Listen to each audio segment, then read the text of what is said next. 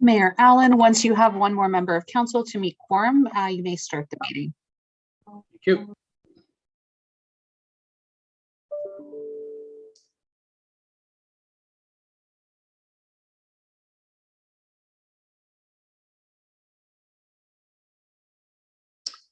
Can I have a mover and seconder to reconvene the budget meeting? Councillor Moore. Councillor Maude Chapman. At the special meeting, the Council of the Township of Springwater does now reconvene at 5 p.m. All those in favor? That is carried. Are there any disclosure of pecuniary interests? All right, seeing none, we are reviewing PC number 14 regarding sustainable Severn Sound. It was deferred from our November 22nd budget session. And so we welcome Ms. Julie Cayley of the SSEA again. Hello, Julie. Hello, Your Worship. Thank you very much. Floor is all yours. Thank you.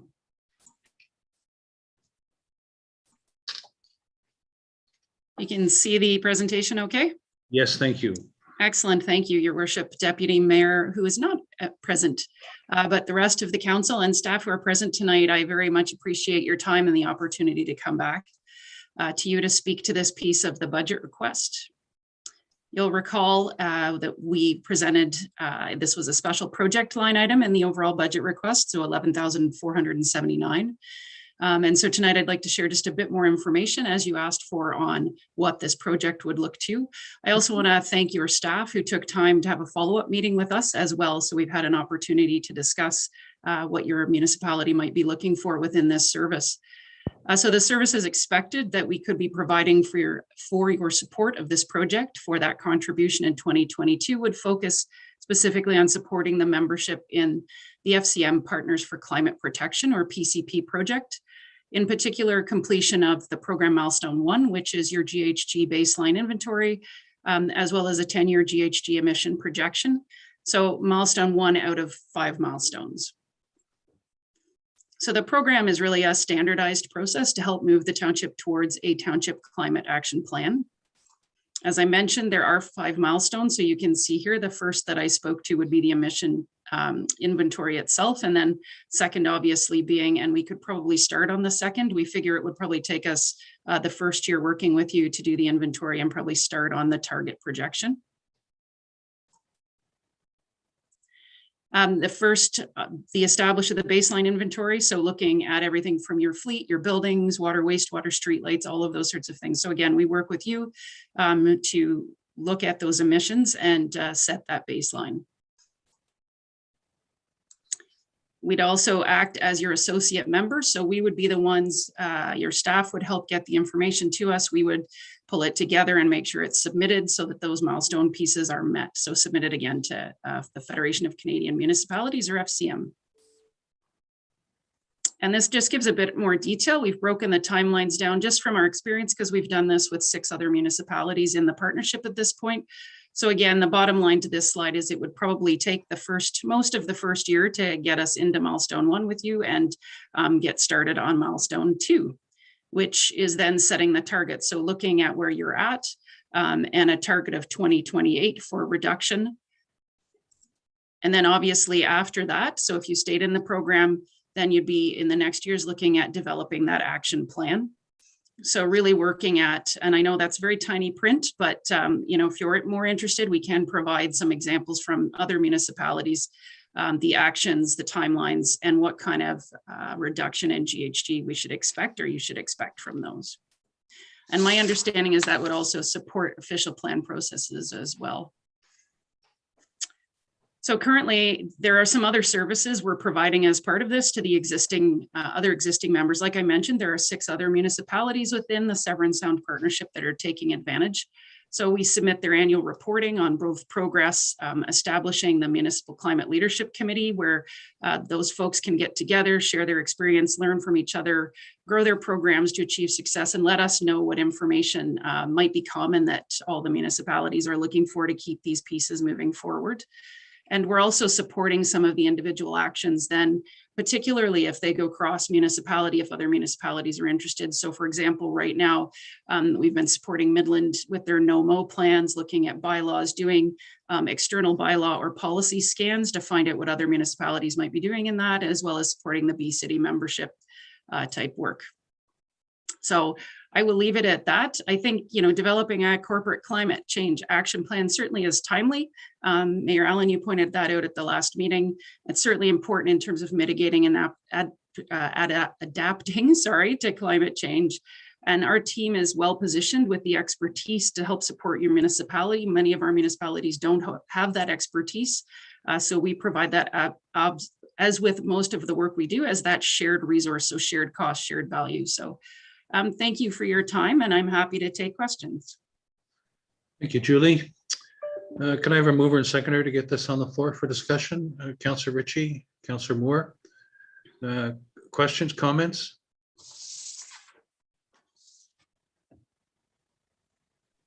How many hours would be involved in this in the first year, Julie, from your perspective?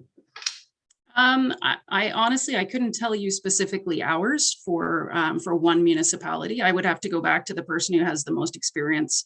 But getting through those pieces, it takes a fair bit of time, and especially in that beginning piece, right? Helping just get established what we're looking for and how to get the numbers. Okay, I saw a card go up. Councillor Hannah. Thank you, Mayor. My observations are the same as I made when this first came forward. I'm a strong supporter, and I, like everybody should be, is about the environment, about the solar, whatever you want to call it. But I think the $11,681, I think it is, should be, if we're going to expend that money, it should be in-house. We should be tailoring stuff that is specific to Springwater Township. And while Severn Sound Agency is a great thing, they do good work, they are not a law enforcement type agency, and they cannot create any rules or regulations that have to be followed. That's my understanding anyway. And I would think that some of the in-house things that Springwater might want to consider, as I mentioned last time we discussed this, we do not have a no idling bylaw, for example, and all the pollution that comes from carbon generated through vehicles is one of the big issues that are affecting climate. So I would suggest that that's something we could look at, and the money could go towards that. We should also come up with a solar plan where we generate the recommendations or needs or whatever research, even on our own township buildings that are going to be constructed in the future, to have solar generated hydro. So I think some of the things we create in-house, and I think our projects should be tailored for Springwater, and that's why I can't support this funding. I would support it going to in-house projects. Okay, thank you. Other comments? Councillor Ritchie. Mayor Allen, welcome, Julie, and I've been a great supporter of the work the Severn Sound does. We don't need to look too far to see what climate change is doing to our weather. Anyways, I think we need all the expertise that we can get, and you people have it, and so I'm going to support this. Thank you. Thank you. Other comments, Deputy Mayor Coghlan? Thank you, Marilyn, and thank you, Ms. Cayley. My question would be pertaining to the in-house option. From what I'm understanding and everything that we've been going through budget, the capacity of our staff at this point, we don't have the capacity, or I guess I could ask it in the form of a question, CAO Schmidt. Let me rephrase it again. Do we have the capacity or the expertise within house to provide a service to our residents as the SSEA is doing?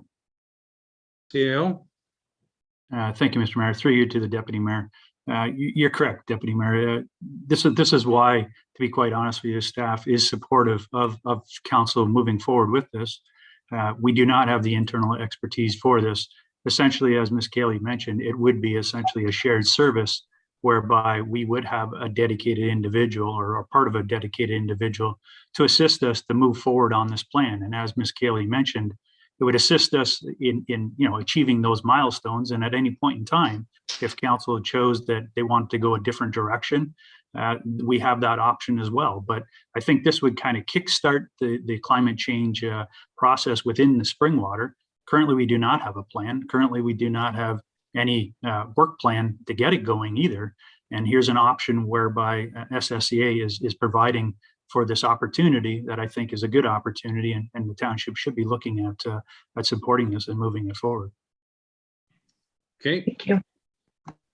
other comments? I'm certainly supportive of this myself. In previous years, we haven't taken this option. Better understand it now through the presentations by Julie and others with respect to this, and the time is right to get a plan going for climate change, and this will assist us. And I agree, we don't have the expertise in-house nor the resources, so I will be supporting this. Any other comments before I read the motion? The motion reads that the program change request PC number 14 from the Severance Sound Environmental Association for Sustainable Severance Sound in the amount of $11,681 be included for consideration in the final draft of the 2022 budget. All those in favor? Opposed? That is carried. Thank you, Julie. Thank Rest you, of Your the Worship. season to you. Happy you, holidays, Julie. everybody. Thank you. Merry Christmas. Okay, moving on to item number 9. We'll start by going to CAO Schmidt to make some comments. Thank you, Mr. Mayor. So just before we get into the discussion this evening, I just wanted to again, I guess, highlight to council that there was a conversation back on November 25th. Council challenged staff to come back with a 2% blended. Last evening there was a discussion.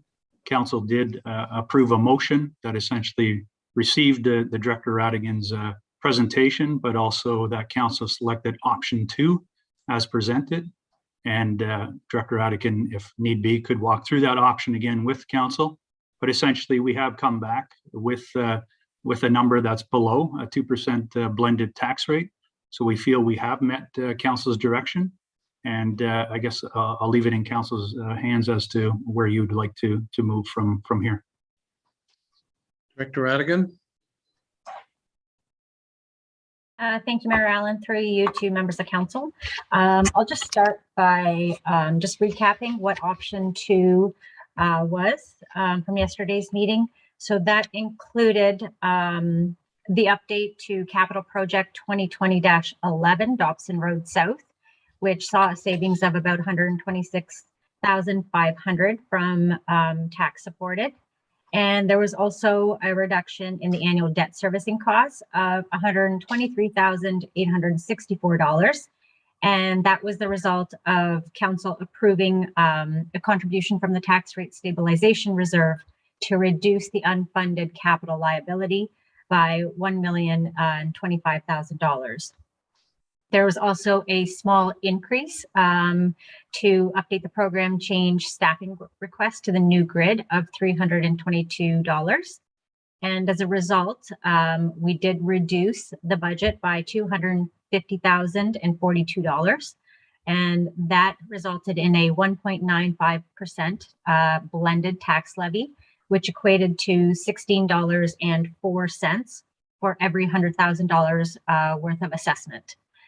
Based on tonight's meeting and the presentation received by SSEA, the new amount would be 1.98%, which is the blended tax levy, and we would remain under the council mandated 2%.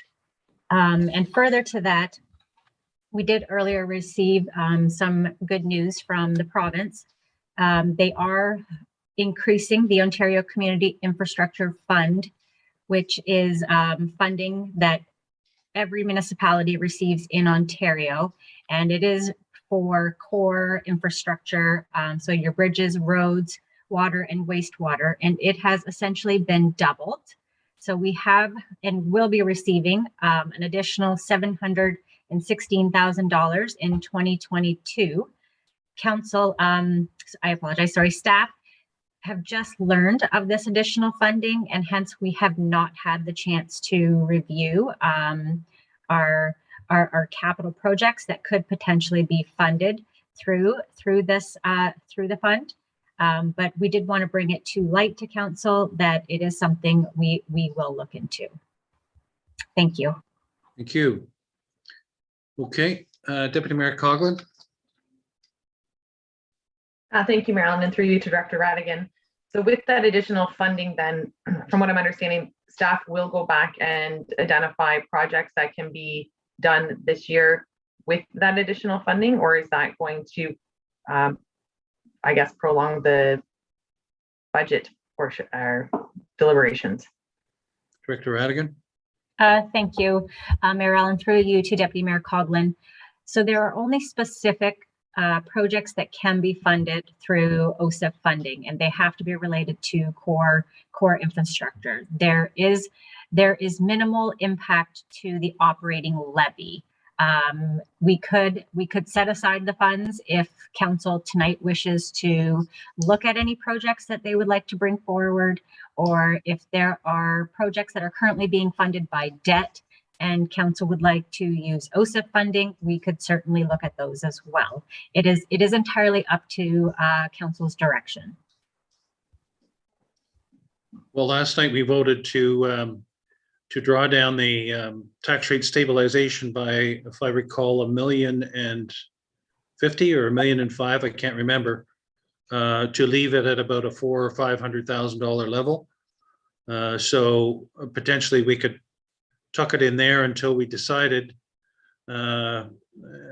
through recommendations about how to use it in 2022. Is that right?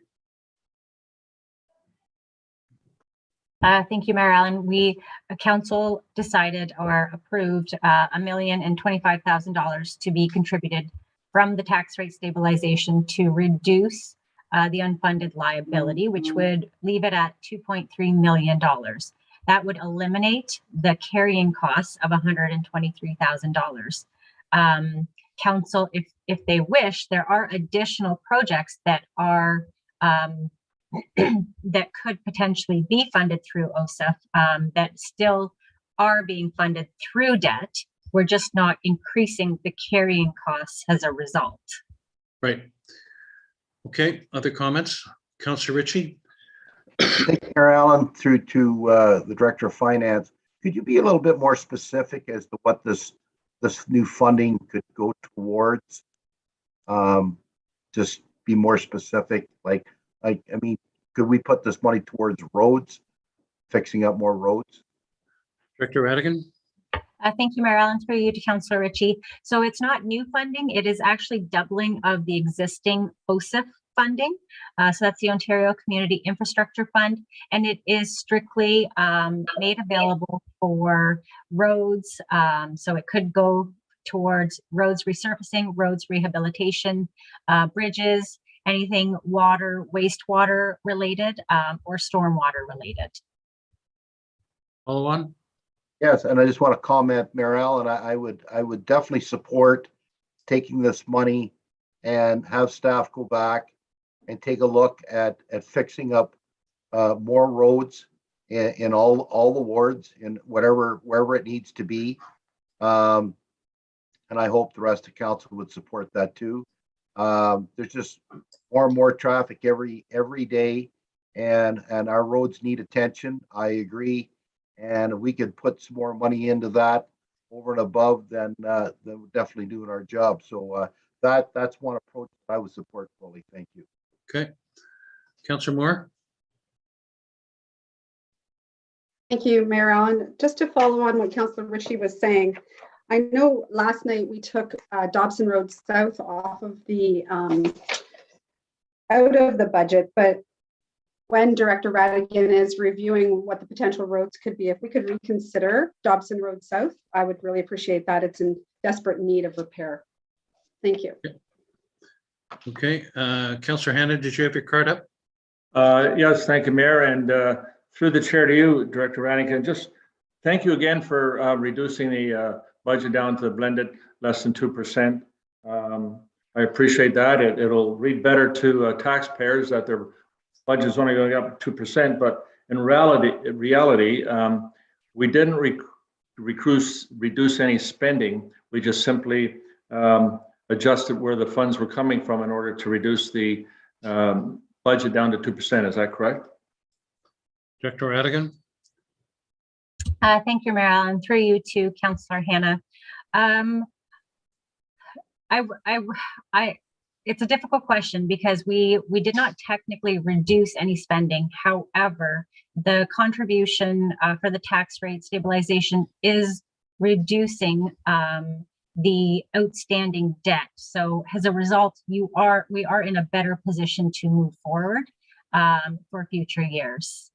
We reduced our spending by 219,000 by not having to spend it on interest on debt that we didn't acquire. CEO Schmidt, you had your hand up. Thank you, Mr. Mayor. Just wanted to clarify on the Dobson Road piece. So it's my understanding that Dobson Road is in the 2022 budget.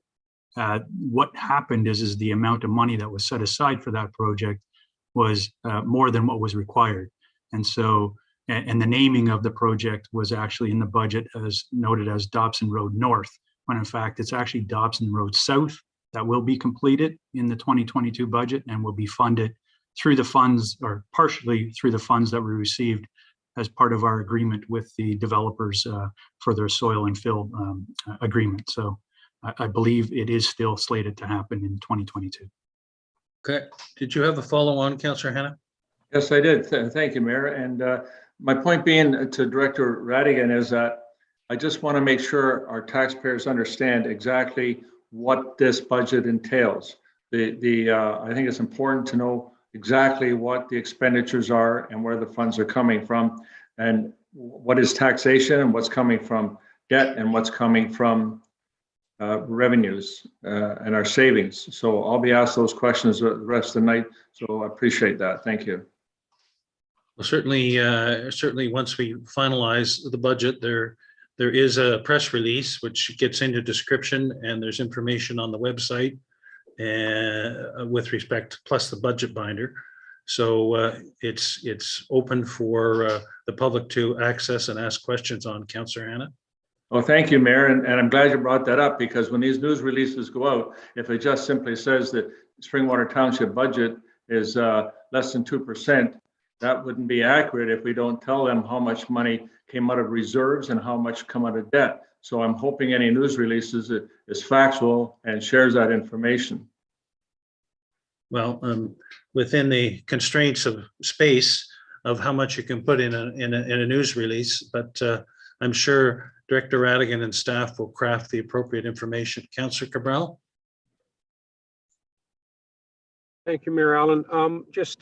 I guess my comment is, yes, the budget was reduced as we asked staff to, but we're giving up in excess of $1 million to accomplish that, or to take on more debt. I mean, I was, to be quite frank, expecting some reduction in the actual spends, in the actual asks that were before us. With respect to this extra little pocket of money, I guess I would like to see, rather than look at new works, I would like to see it compared to the works that are already in the budget, so that maybe we don't have to take that $1 million out of reserves in order to reduce the debt servicing of $130,000, I think it was, per year. So those are the two comments. Yes, we reduced it, but all we really did is move a little bit of money around in order to come in on that number. It wasn't really what I would consider concrete reduction in the budget through looking at what was being asked and seeing where some of those items might actually be cut. So that's just my comment, but that extra money I think should be used for works that qualify in our 2022 budget, so that we maybe don't have to take that $1 million out. Maybe it'll only be $700,000 to get where we want to be. Thank you. So that really is my suggestion of putting it in the tax rate stabilization to reimburse it, for that. And as long as you can identify the projects that the 700 and some odd thousand is earmarked for, you're accomplishing the same thing. Who else had a card up? Councillor Ma and then Deputy Mayor. Thank you, Mayor Allen. Just on the same topic, can staff go back and see what we can use that money, not what you can use that money, so take it from the budget, from the taxes or the debt, and come back to January meeting with that figure and see what our budget looks like at the end, and or see what projects we can add. I'm good with either or, but I just want to see what the difference is if we add that 700,000 into what we've already been spending or taken out of taxes or debt now.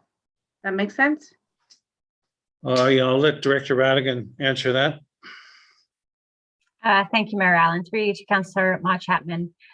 Just the way the funding is, it flows through. It's specific to projects that are for core infrastructure, so roads, water and wastewater, bridges. The items that are funded through taxation, there would only be one or two that would actually qualify, hence not reducing the tax levy to any specific amount that perhaps, I'm not sure if council is looking for the 700,000 reduction. There aren't those funds in the operating that could go towards it. So essentially we would only be looking at the items that are in the capital budget funded either through debt or through potentially a reserve that would qualify. Hence, there would not be an impact on the tax levy. Follow on. You, Mary Ellen, to you, Director Radigan. So if we take one of those projects that we are through reserve or debt and use that money, basically it's not changing the blended tax, correct? Director Radigan. Thank you, Mayor Allen. Through you to Councillor Ma Chapman. There is only one amount currently that I would recommend if we were looking at capital items that are funded through taxation, and that would be the Vigo Road project that was originally part of option one. So rather than funding it through tax supported, we could potentially fund it through the OSIF funding, but that would be the only one. So the impact to reduce the levy would be minimal. But just to review, the $1,025,000 that we reduced the tax rate stabilization fund by option two last night, if you put the 716,000 that Director Radigan was saying back into tax rate stabilization, then we're actually just reducing it by 309,000. And leaving the rest in the tax rate stabilization fund. So in effect, you're using that 719 for projects that are in the capital budget that we have approved, and therefore reducing the operating expense of carrying costs by $219,000. Other comments? Deputy Mayor, did you? Thank you, Marilyn, and I appreciate the explanation or your input there. I would like to go back to the fact that as we continue to identify how we get to this blended rate, whether we take money from reserves or we increase our debt, I understand that. I also understand that the reason we have reserves and the reason that we continue to put money into reserves is for situations like this, such as a global pandemic, where we have identified that we don't want to increase the tax rate. We don't want to increase the strain to our residents. And that's why we have created these reserves. So I don't think it's irresponsible to be pulling from the reserves at a time like this. I think that is what I think it's incredibly responsible, in my opinion. I also think that when the province offers a doubling of the OSIF funding, they can look at it. I would assume their intention was that we would have been creating budgets. We would have been pulling different projects from this budget or pushing them onto the next year to make sure that our tax rate can stay low. So I do agree with Councillor Ritchie. If there are projects roads that are at a 5, just identified in the same way that have been pushed off to next year, if we can use that as an opportunity to maintain what we have right now at our 1.98 and do additional work to further decrease our infrastructure gap, I think that would be an opportunity for us as well, so that we can maintain what we have. We can still be committed to the residents, but we can still get more work done. Okay, thank you. Councillor Mont Chapman. Thank you, Mayor Allen. And on top of what Deputy Mayor is saying, I would like to see what could be done, and maybe bring it back to the January 19th meeting before we decide where we should put this money. Okay. Is that your card? I can't see the reflection. Okay, Councillor Cabral. Thank you, Mayor Allen. I am having some problems at my end. I just wanted a little bit of clarification here. Since this is a doubling of money that we normally get, and I kind of got the sense at the very beginning that maybe some of this year, I just want to know, has some of this money already been accounted for, like what we expected or anticipated we would be getting in the budget? So that when we're talking about $700 and some odd thousand, are we talking about $700 and some odd thousand that has not been identified as being used for any projects yet? Or are we only looking at the additional portion that has not been identified for a project yet? That's my first comment. Director Radigan. Thank you, Mayor Allen. I apologize, Councillor Cabral. Could you clarify? So I'm going to answer it based on what I think you're asking. So we normally would receive about $740,000 for OSIF funding, and that is our standard amount, let's say. And so what the ministry has done is they have come back, and for the next, I believe, 3 to 5 years, they are doubling the OSIF funding. And we have just recently heard that it is doubling to about 1.5 million. So that leaves an excess of 716,000 that we currently have not allocated to specific projects. We have allocated up to what we're aware of. Thank you. That clarifies it. I just was of the impression, I wanted to clarify that we hadn't already earmarked money, but since we're getting a doubling of it, the doubled portion is available for whatever. That was number one. And I was curious to know, this $1.55 million that is going to be transferred out of the reserves, this is going to reduce debt by that $100 and some odd thousand. And I understand that. I'm just curious to know, what did we pay off? What debt are we actually satisfying in order not to have to pay that ongoing interest payment? Director Radigan. Thank you, Mayor Allen. Through you to Councillor Cabral. So that it is the debt that we fund internally. So it is ongoing unfunded roads debt that we technically fund internally and pay down internally. So we build room in our budget to be able to pay it down. And as part of that, there are carrying costs that we assume based on Infrastructure Ontario rates. So rather than going out and actually acquiring debt, we are essentially doing it. However, we're doing it internally. So the approved amount of debt of roads debt was $2.3 million. The 1,025,000 it's the additional amount that's included in the capital budget, and it's identified to be funded through debt. Now, this does not include development charges debt, because that would be paid for when the DC cash actually comes in. So essentially, we are increasing that unfunded liability of our roads to 3.3 million. And in order to do that, we need to finance it internally. And so the carrying cost of doing that, the principal and interest, we are assuming would be the 123,000 based on our calculations using Infrastructure Ontario rates. Thank you. Councillor Ritchie? Thank you, Mayor Allen, through to Director Radican. I mentioned earlier there about roads that I support.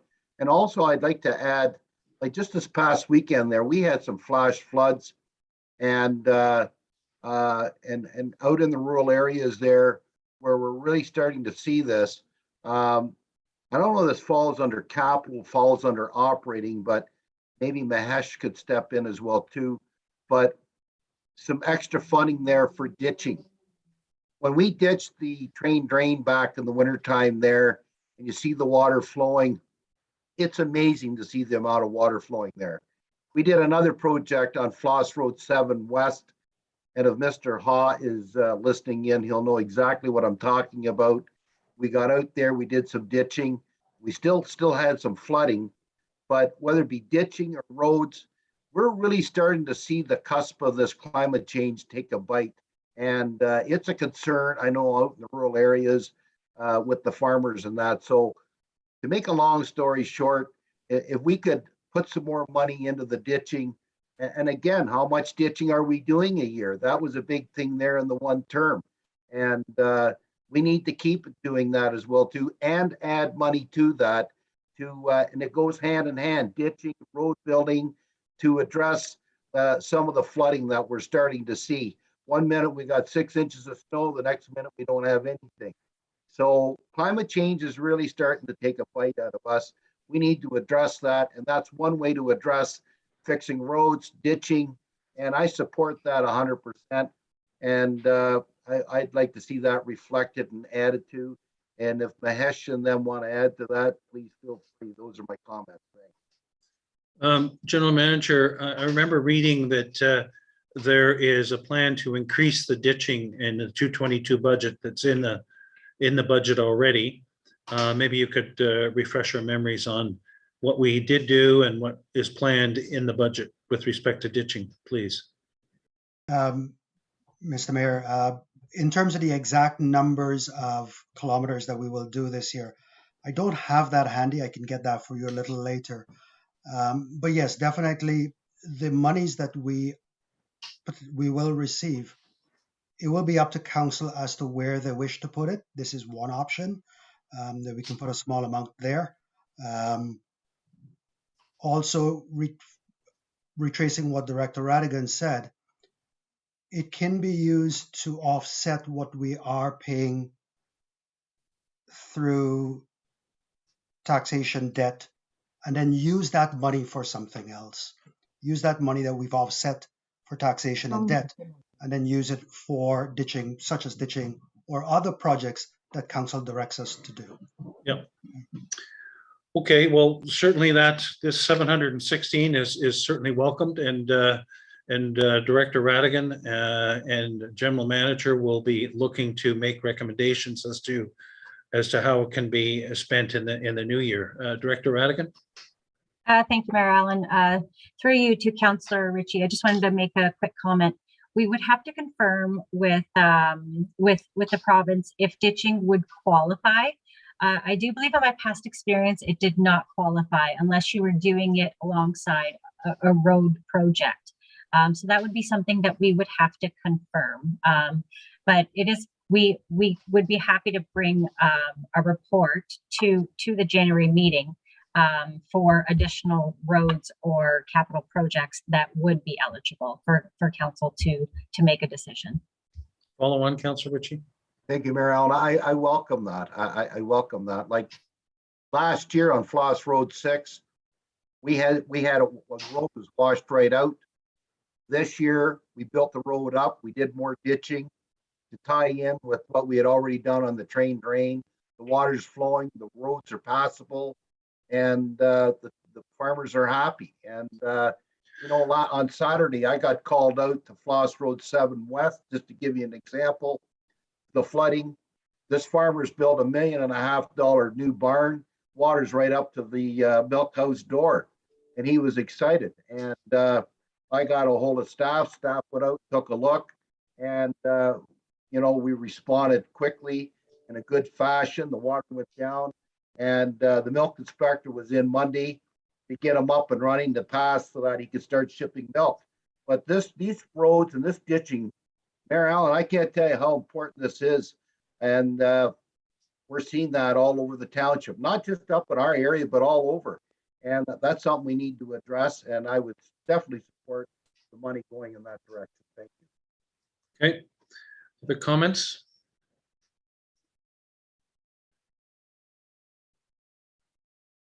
Okay. So Clerk Ainsworth, seeing there are no other comments, what we move to refer this to January 19th, unless we want to deal with it tonight, Council. Deputy Mayor Coughlin. Thank you, Marilyn. And I guess through you, to you or to CEO Schmidt, I'm just curious, referring it to January 19th, as there was no additional items, why aren't we just approving it this evening? I'm just curious as to that. CEO Schmidt. Thank you, Mr. Mayor, and through you to Deputy Mayor Coughlin. So Deputy Mayor Coughlin, the idea is to provide for an opportunity for council to provide any amendments or motions that they wish to bring forward this evening. Having not seen any, and I'm not sure if any are coming forward, if not, then you would be correct that it could be approved this evening. Councillor Hannah. Seeing the card. Oh, sorry. Did you have a follow on, Deputy Mayor? No, I see some cards now, so I better understand. Thank you. Councillor Hannah. Thank you. My question is, what are we deferring? The entire budget or just this one item to do with the 716,000 from the province? I'm just not sure. Or are we going to, somebody suggesting that we approve the budget tonight? The suggestion or discussion was why couldn't we approve the budget tonight? And this, as far as a separate item with respect to this $716,000, that's not a budget item. There will be staff coming back early in the new year with discussion recommendations with respect to that. Thank you. I guess one question I would have is when we advertise and send out notice to the public that the final decision will be made on January the 19th, is that appropriate to approve it tonight? But also I do have an item I want to put into the capital budget because I was led to believe that tonight would be night to do it. I did formally send it in a few days ago, and it was suggested to me that you would be asking if council had any other items they wanted to put on the capital budget. So that's what I've been waiting for.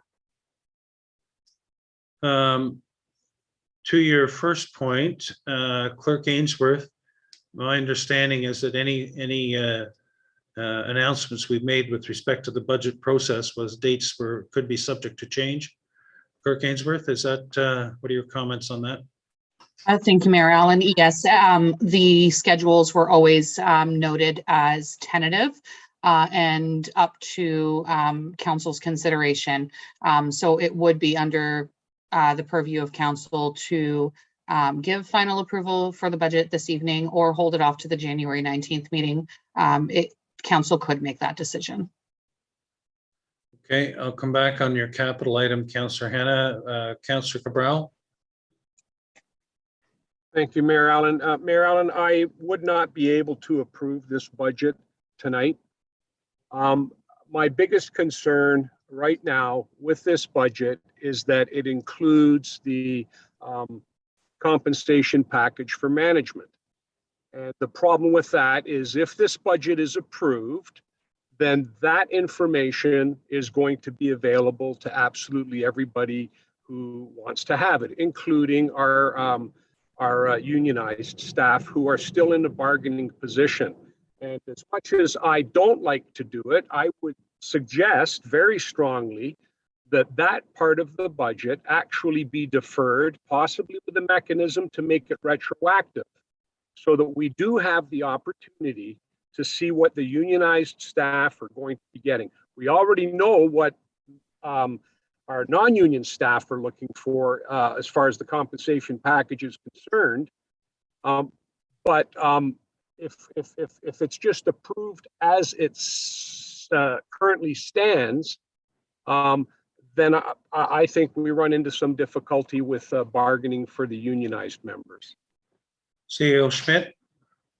Thank you, Mr. Mayor. Through you to Councillor Cabral. So Councillor Cabral, the compensation review that you're speaking of has already been released to the public back in November. The information is out there. So essentially, that's public information. As for the cost of living adjustment, that was part of the direction that council provided back in June of this year. And so that has already been provided for as well. So I don't believe any of that information at this time would have an implication on what you've indicated. So well, I beg to differ, CEO Schmidt, and the reason I beg to differ is while that information is available, it has not yet been approved. It's not part of an approved budget going forward at this time. And to be quite frank, it would be open to change.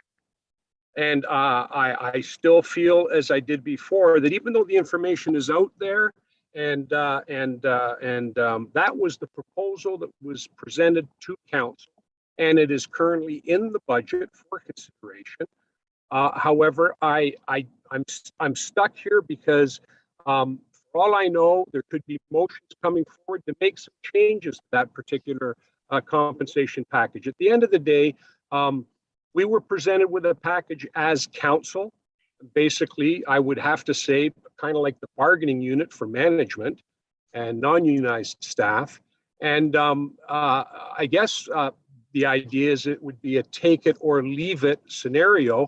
And I don't think that that's necessarily the case, that there might be some opportunity for change. And even if there isn't any opportunity for change, if it went through exactly the way it is right now, then that's exactly what would be utilized. So I'm just saying that if there was opportunity for change, and it was after the other bargaining had been taken place, and it was made retroactive, I don't really see how that would be detrimental to this process. Well, Councillor Cabral, there has been opportunity. We have seen the study. We have had meetings with respect to it. There has been the opportunity to challenge it. I mean, what more information do you want? We've seen CEO Schmidt just said that it won't impact the negotiations because the information is out there. The information is out. So, yes. well, you know, what more information is it that you need to be able to make a specific motion with respect to this item? Well, Mayor Allen, as I'd said, when it first came out and we were in negotiations, that was a problem. I've perceived it from the very beginning. It's not something new. The whole process for the budget, basically for us, was to try and get it done before the end of the year. And so that everything would be in place on January 1, but our unionized negotiations are still lagging behind. So if there's a piece of this puzzle that is causing me some concern, that would be it, sir. Yeah, but the union negotiations aren't going to be able to be completed before the end of probably Q1 in 2022. Are you suggesting that the budget approval be deferred until after that? No, I am not, sir, not at all. But we don't know what the implications are going to be even for the unionized members. What I'm suggesting is that the compensation package could certainly stay, I guess, somehow or other. I mean, we don't know what it's going to be for the union members. So how do we deal with that? We're in a bargaining situation with management still right now, as far as I'm concerned. So why is management any different than the unionized staff? Why is it that we have to definitely hammer down the management aspect of the compensation package in this budget right now for January the 1st, yet we're in a position that we can wait for the unionized members to budget theirs, and then we're going to have to come up with money at that time. So all I'm saying is, as far as the budget is concerned, and it was to move forward, I just don't see why we cannot defer the compensation package to a later date. And when it is ratified as such, it could be made retroactive to January 1st if council so decided. Mm-hmm. Well, the difference between the union and the staff is that we've had a study that has said that we're not in line with a lot of the payment of staff, not all, but a lot, and we're playing catch up. And on top of that, they're at 125% capacity. So to defer that longer, I think is irresponsible and runs the risk of further staff burnout, further discontent, and potentially staff leaving. Mayor, I'm not suggesting that the budget be stopped in its tracks. I'm just suggesting that particular component could be put on pause. Yeah. If we were to continue with the rest of it, we could. And to be quite honest, Mayor Allen, the consultant coming before us is no different than the unionized staff and their lawyers and their research coming before township at the bargaining table. Yeah, but the time frame of the union, we just got the union in Q4 of last year. And so that the logical timing of the bargaining will happen in Q1 of next year. So that doesn't grind the compensation of everybody else to a halt. CEO Schmidt, CEO Schmidt. Thank you, Mr. Mayor, and through you to the conversation here. I would disrespectfully disagree with you, Councillor Cabral. The consultant was hired by you, council, to do a compensation review. We didn't go out and seek a union. That came to us, and now we're in this situation. So it is different in that regards. The compensation review is still up for discussion. If you choose to have that discussion this evening, we're welcome to have that discussion. We've had a couple opportunities to have the discussion. Nothing has come forward. So again, we're open to have that conversation, but again, respectfully, that you as council engage that consultant, you approve that. The union is a totally different matter. So I would just highlight the difference there. That's all. Deputy Mayor Coughlin. Thank you, Marilyn. I think that the points I was going to make have been battled out here. I'm not willing to hold our budget back. I think that the information that we have a good budget. I think that the information or what happens through the union negotiations, it's unfortunate, but it's going to be reactive by this council. We can't sit here and not move forward waiting for that to happen because we don't know when it's going to happen. I think that if we move forward with the budget that we have, and then we're going to have to address the issues as they come up. That's as simple as I can make it. And keep in mind that the budget does project some assumptions with respect to the union negotiations, which we have discussed. So we're not just starting with a blank sheet. Councillor Hanna? Thank you, Mayor. And further to your comment, I was just going to ask something similar. When the union discussions and negotiations are finalized, and if there is a salary increase, which I suspect there would be, where do the funds come from? Are we putting funds in the budget now to prepare for that? Director Radigan? Thank you, Mayor Allen. Through you to Councillor Hanna. The only funds that have been put in the budget are COLA related. If there are additional funds as a result of negotiations, that would be discussed with council based on when the negotiations take place and based on when we do come back to council with that information. Follow on. And for follow up, I think Councillor Cabral makes an excellent suggestion that put the budget forward if the rest of the council wishes, but hold the compensation package until we have a complete package for employment, including union and non-unionized people, and put it all forward at that time. Deputy Mayor Coughlin?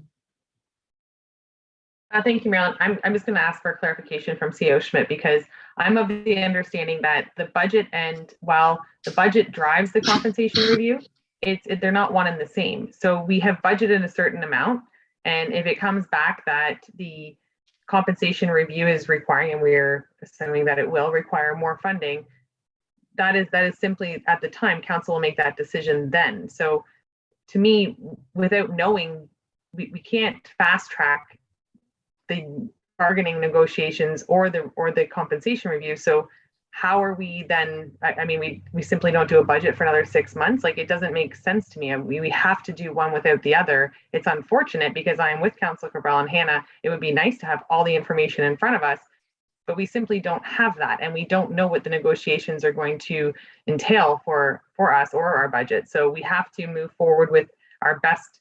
That's what a budget is. A budget is a best guess, and we are guessing, and that is unfortunate that I call it that, but that's essentially what it is. So we are budgeting a certain amount, and if it comes back that we need to reconcile that at another time, then that's what we do. But to hold up this entire process for one aspect of it, we can't take out compensation, because compensation is one of our larger, aside from winter removal, snow removal, it's our largest. So I'm just curious how we think that we're going to move forward with one part of a budget. We can't pass a budget if it's not an entire budget. Councillor Cabral. Thank you, Mayor Allen. Just, I guess my final comment on this. Basically, all we're talking about is status quo. The only thing we're talking about here is the increased pay that was going to be coming out. So we're talking about $400,000. It's not like people aren't going to get paid come January the 1st. We're only talking about the additional funds that we're going to need to be required to cover off the compensation review package. But Councillor Cabral, once the union negotiations happen and whatever results from that, are you suggesting that there might be a reduction of the compensation package that we've already agreed to?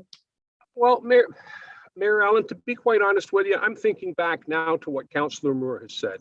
And maybe what we need to do as a council is look at the entire compensation package for non-unionized workers and decide whether or not there's a fair approach. Even though the consultant came back, that's the consultant's opinion based on what she went out and researched and did. And I get that. I don't necessarily have a problem with that, but it just seems that the people at the bottom of the table, some of them aren't getting to get anything basically at all, from my understanding. So maybe as a council, we actually do need to look at that entire compensation review package and see whether or not maybe there's a little bit of tweaking at the bottom to actually, help those at the bottom so that they actually do get a leg up. Yeah, well, I think you're misinformed with respect to the ones at the bottom. CAO Schmidt, can you clarify? Thank you, Mr. Mayor. I'll do my best here. So yes, the compensation review, what happened, there was a couple of different components to this, and Manager DeVried can help me through this conversation. She was kind of the lead on that project. But so there was internal equity done, and then there was external equity done as well. And so comparing each of those positions with external positions of similar nature and responsibility. So some of those positions were recently or have recently been measured against the market, and hence why you're not seeing large increases in some of those positions. And some of that was because of, how should I phrase this? Because of discussions that were happening in prior years that have now resulted in what we're talking about this evening with a collective agreement, if you understand what I'm saying. So other positions though, other positions in the salary grid have not been compared in the market for quite some time, in some cases 10 to 15 years, some positions. And so that's why you're seeing some of those positions, the rates that are being proposed. And I'll be honest with you, based on the conversation this evening, based on the CSPN conversation that happened in November, this is not just about management, this is all non-union. So it's not just management. So if council is not supportive of moving forward with something as it relates to this compensation, we may have a mass exodus, I'll tell you, in the next couple of months here, because people are at their wits' end. The overcapacity that CSPN has put forward in their report, you've seen it. I don't know how else to explain this to members of council. We are at a capacity. And if we're not going to compete with other municipalities in this area, we are going to be in dire straits in the next couple of months. So I'll leave it at that. Okay, who had a comment? And if once the union negotiations are completed, to what we were talking about before, if that is cause for review of the non-union, we can, as a council, do that once the negotiations are finished. but we have to get this budget finalized. And we were planning to do it January 19th. I don't see any reason why we need to wait an extra couple of weeks because there's no new information that we're waiting for. Mayor Allen, I'm happy to push this forward for ratification and final approval at the January meeting. I'm just not prepared to do it now. What further information do you require for the January 19th meeting? Well, because Mayor Allen, that was what the process was.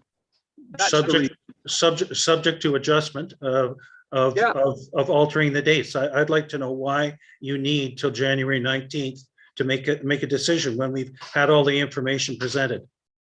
Mayor Allen, because that's the process that we looked at doing. So if there's not going to be any further discussion tonight, I mean, that's fine. If you want to call the vote, I guess that's fine too, sir. All I'm saying is we initially looked at dates that were going to be completed by tonight. There was a lot of adjustments made in meetings to accommodate Councillor Hanna. And so we're now at a situation now where we don't need further information. We've asked the staff to do something. They've come in and done it. So you know there are no more to-dos basically. So why can't we approve this tonight? I appreciate what you're saying, Mayor Allen. It's just, as it was pointed out earlier on, we have publicized this. And, you know, if we put it all over to January the 19th, I'll likely say yes. But I've been put on the spot now where I don't feel comfortable doing it yet. So, you know, I mean, it's just one vote. I'm just one voice, sir. Okay. Councillor Mont Chapman, go ahead. Thank you, Mayor Allen. Again, I don't know how to say this, but I guess previous years, we always had the last date as an tentative date. Yes, we've used it, but doesn't mean that we have to use it. And I guess that's where January 19th comes in place. Last year was the same way and the year before. So if there's nothing else to continue with the budget, I would like to see it passed to approved tonight. Okay, so are you moving that there be an amendment to do that, Councillor Mont Chapman? Sure. Is there a seconder for that? Deputy Mayor Coughlin. Councillor Hanna? Thank you, Mayor. I've been waiting to bring forward my addition to the capital budget. And so if you're going to move a motion forward to have us vote on the budget before I have my opportunity to add a capital item, I'm not going to be very happy, sir. Did you submit this motion as requested by the clerk in advance?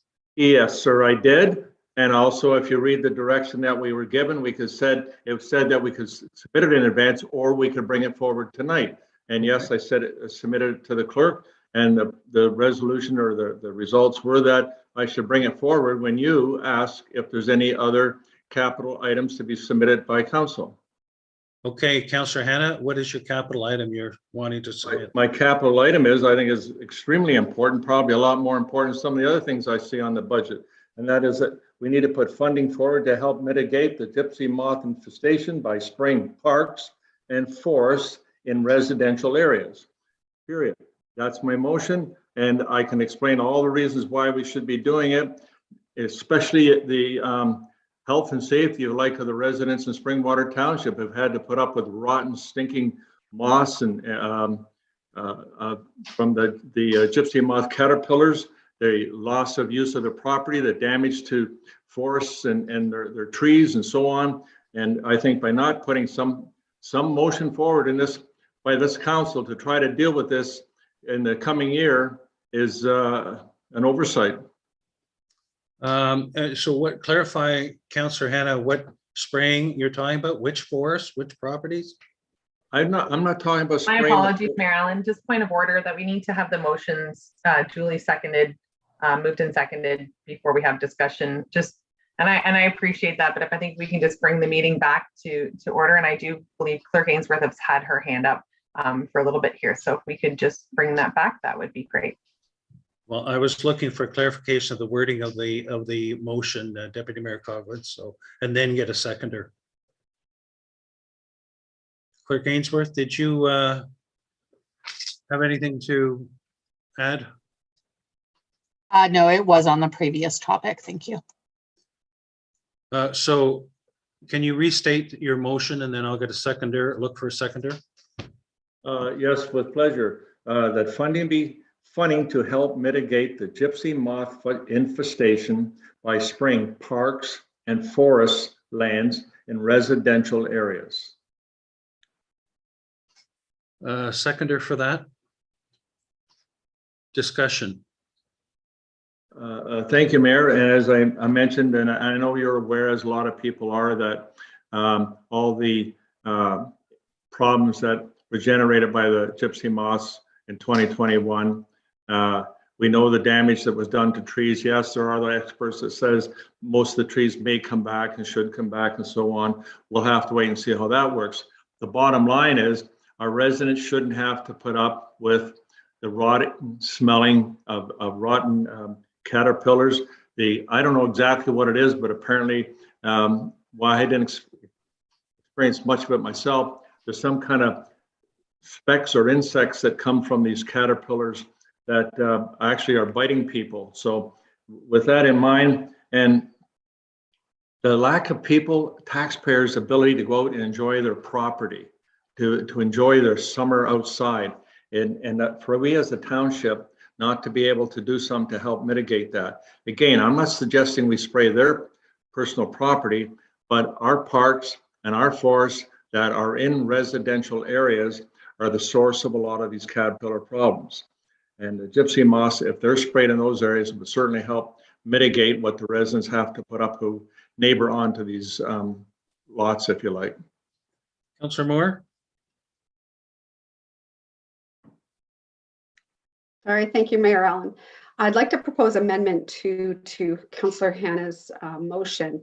I too had put forward a request for a motion on this topic, so I'll just amend his and add, if I can, that as we saw this year with the damaging infestation of the LDD, which is what we're supposed to call them now, and the expectation that 2022 will be similar, also recognizing that it's the property owner's choice and or responsibility to manage or not the effect on their property. Should residents choose to mitigate damages, then I propose to include funding in the 2022 budget that would allow staff to prepare a tender request to send out to local vendors in order to obtain maybe a bulk, reduced, or package price for our residents. This would help alleviate some of the stress felt with how to manage independently and also provide staff with communication directives for when residents call in. Councillor Hannah, that's a friendly amendment to your motion. Yes, I think that's excellent, but I do have a question when I have an opportunity. And yes, I support what Councillor Moore is putting forward. Go ahead with your question. Thank you. I guess I have to go through direct you to Director Radigan. The $716,000 that we've just inherited from the province, could that be used to help fund this gypsy moth infestation problem? Director Radigan. Thank you, Mayor Allen. Through you to Councillor Hannah. Unfortunately, that would not be eligible simply because it does not pertain to core infrastructure. Thank you. Councillor Moore, clarification of the friendly amendment. Are you saying funding to go and get a proposal from a consultant as opposed to funding to hire a consultant? So what I understand from the CAO Schmidt is that we don't necessarily need funding for the tender request to send it out to local vendors. So that wouldn't be the budget request. Really what it would be is if we decided, maybe to Councillor Hannah's point, that we would spray some township property, that money is put into the budget at of course, a reduced price. I think what I'm saying also is that not all residents want their properties sprayed. And so we have to try to manage this. For those that do want to spray, we have to try to offer them some assistance. So this is like an undertaking. This is like an undertaking as opposed to setting aside a finite amount of funds at this point as part of the budget. It is for me. Yeah, maybe CAO can explain that slightly better. CAO Schmidt. Thank you, Mr. Mayor, and through you to council. I'll do my best, Councillor Moore, based on our discussion. So I believe the discussion that we had, Councillor Moore, was along the lines of what you talked about is really township staff going out and seeing if there's any local providers, 1 or 2 or 3 local providers that would be in a position to potentially assist our residents should they choose to want to spray their own properties. And in doing so, because the township is kind of approaching them, it would be our end goal to try to get a reduced rate for those property owners. And correct me if I'm wrong, I don't believe there was any financial impact to the township. It was just for staff to go out to see who the providers were, so that when residents, or if residents were interested in getting their property sprayed, they knew who they could turn to and potentially get a reduced rate to get that completed on their property. I believe that's what Councillor Moore and I had spoken about. So Well, no, originally, sorry. Go ahead, Mayor. so no financial impact or commitment by the township with Right. respect to this.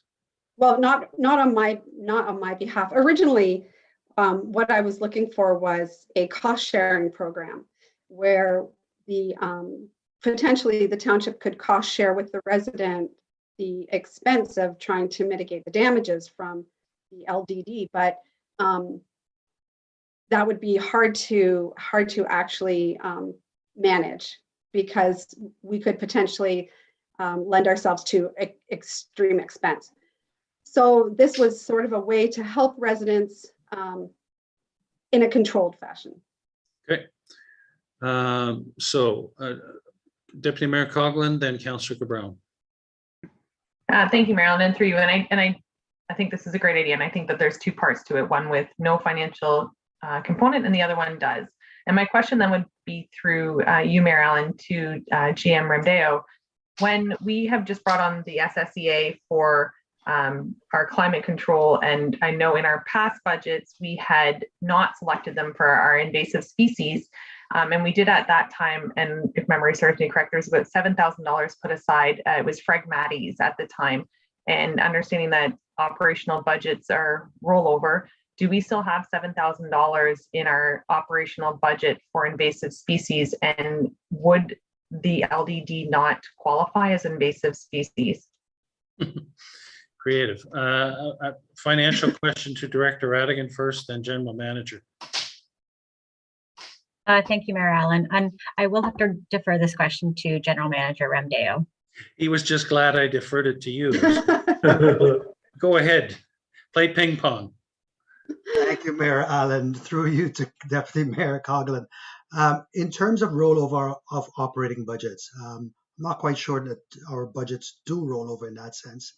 And I'll have to defer that back to either Director Radigan or CEO Schmidt. But I'll answer on the LDD MOTS part of it. Myself and Manager Brianna will bring a report to Council in February, providing options for LDD. Going back, and those options, we will present the options, reasonable and feasible options that we see, and we'll give it up to Council to make that ultimate decision as to where to go. Going back to the spraying, the aerial spraying has one outfit essentially in the area, and that outfit has advised us that it is unlikely that they will take on new customers for 2022.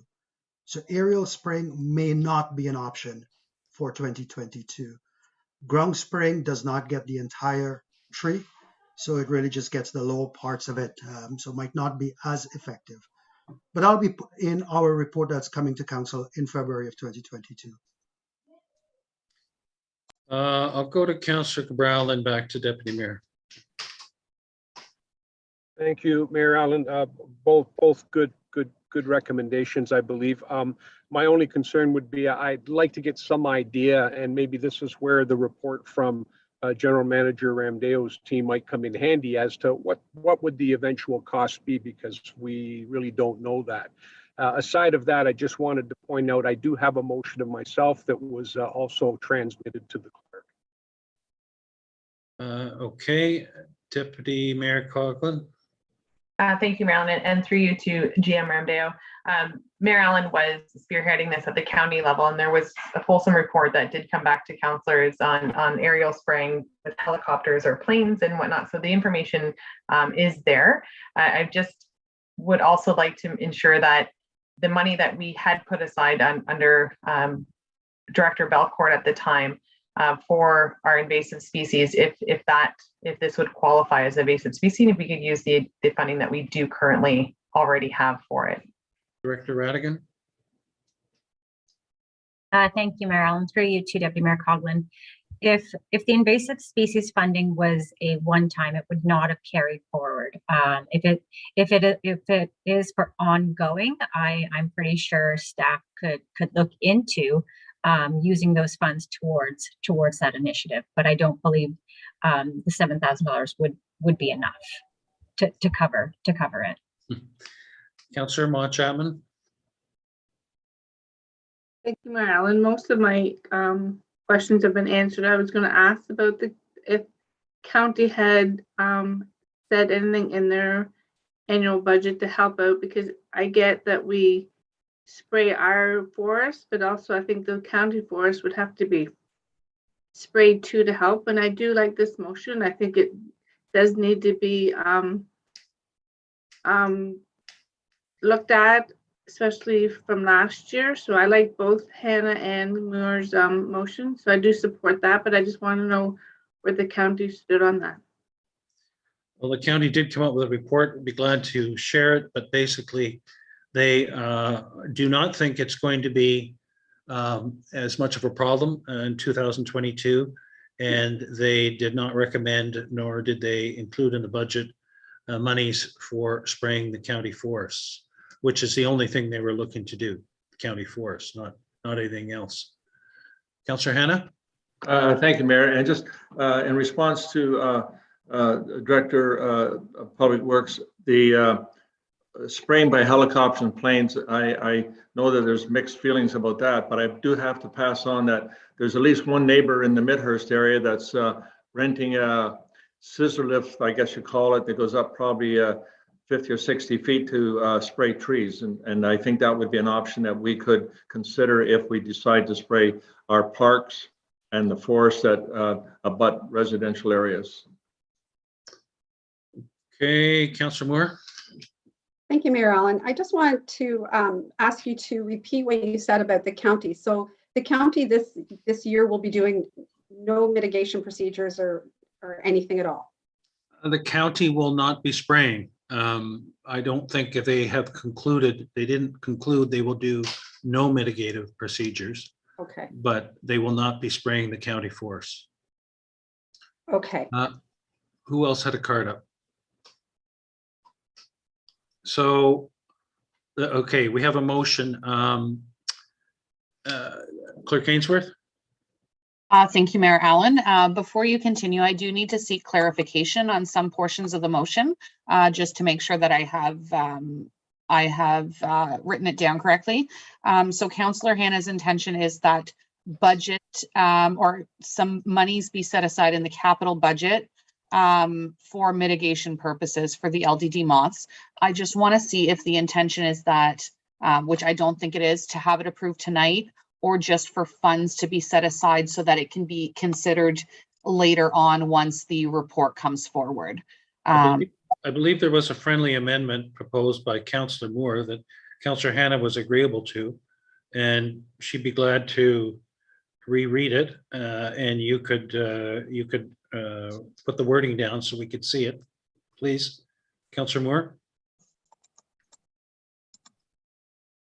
Thank you, Mayor Allen. Clerk Ainsworth has my motion, so that's accessible to her. But I would like to clarify and be sure that Councillor Hannah has his requests secured. And I would agree that we can leave or make sure the funds are set aside until we get the report back from General Manager Ramdeo, and then make our decision on how we want to proceed.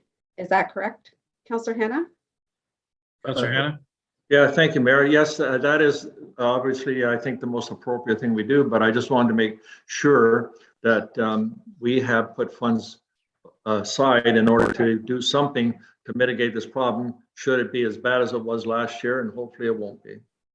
But CEO Schmidt said that the exercise of getting some sort of indication from whatever suppliers are out there for a request for a proposal, if in fact we can get one, would not cost monies. So it's unclear as to what monies we're talking about here to set aside. CEO Schmidt? Thank you, Mr. Mayor. And I'll try to clarify. I don't want to speak for Councillor Hanna, but I'll do my best here. I think what Councillor Hanna is mentioning, Mr. Mayor, is that money be set aside for spraying on township properties or our parklands that are in residential communities.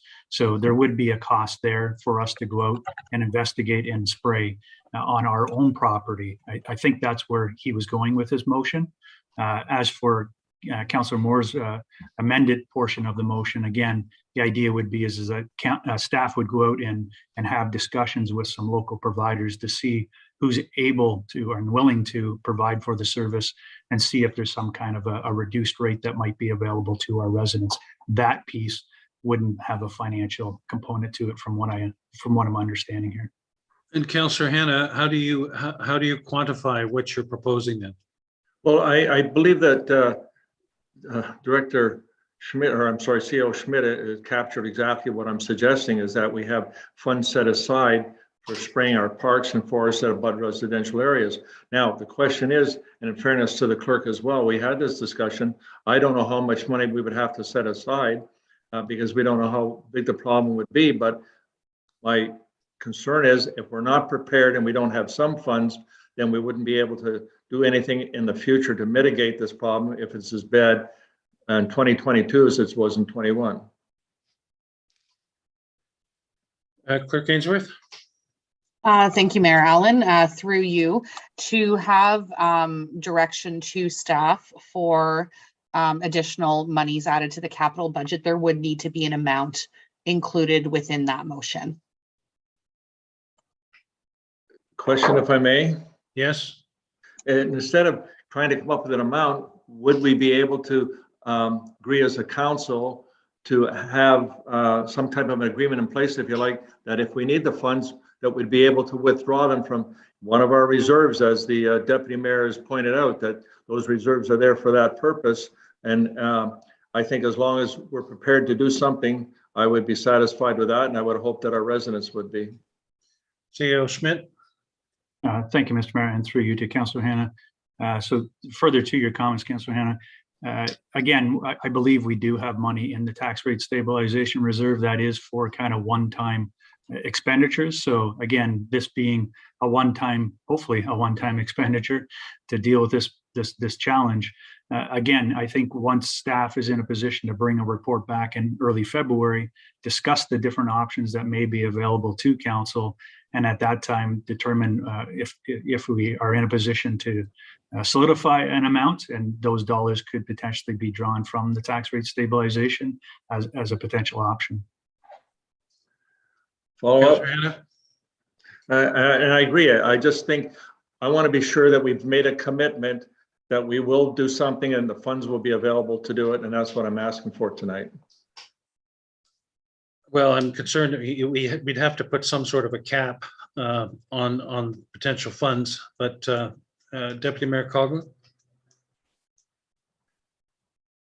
Thank you, Marilyn. My question was going to be through you to staff to see if there was any indication from other municipalities or best practice to understand what amount we should put in there, because I do agree setting that money aside, and if we do move forward with it, great, and if not, it doesn't impact our tax levy at this point. So I'm just curious, whatever the number needs to be. I mean, we are a reasonable group, and I think that we would do it as feasible as possible, but I agree that putting that earmark in there to move forward would be, I don't want to throw a number out there because I'm not an expert in any invasive species at all. So I don't know how we would come up with that number.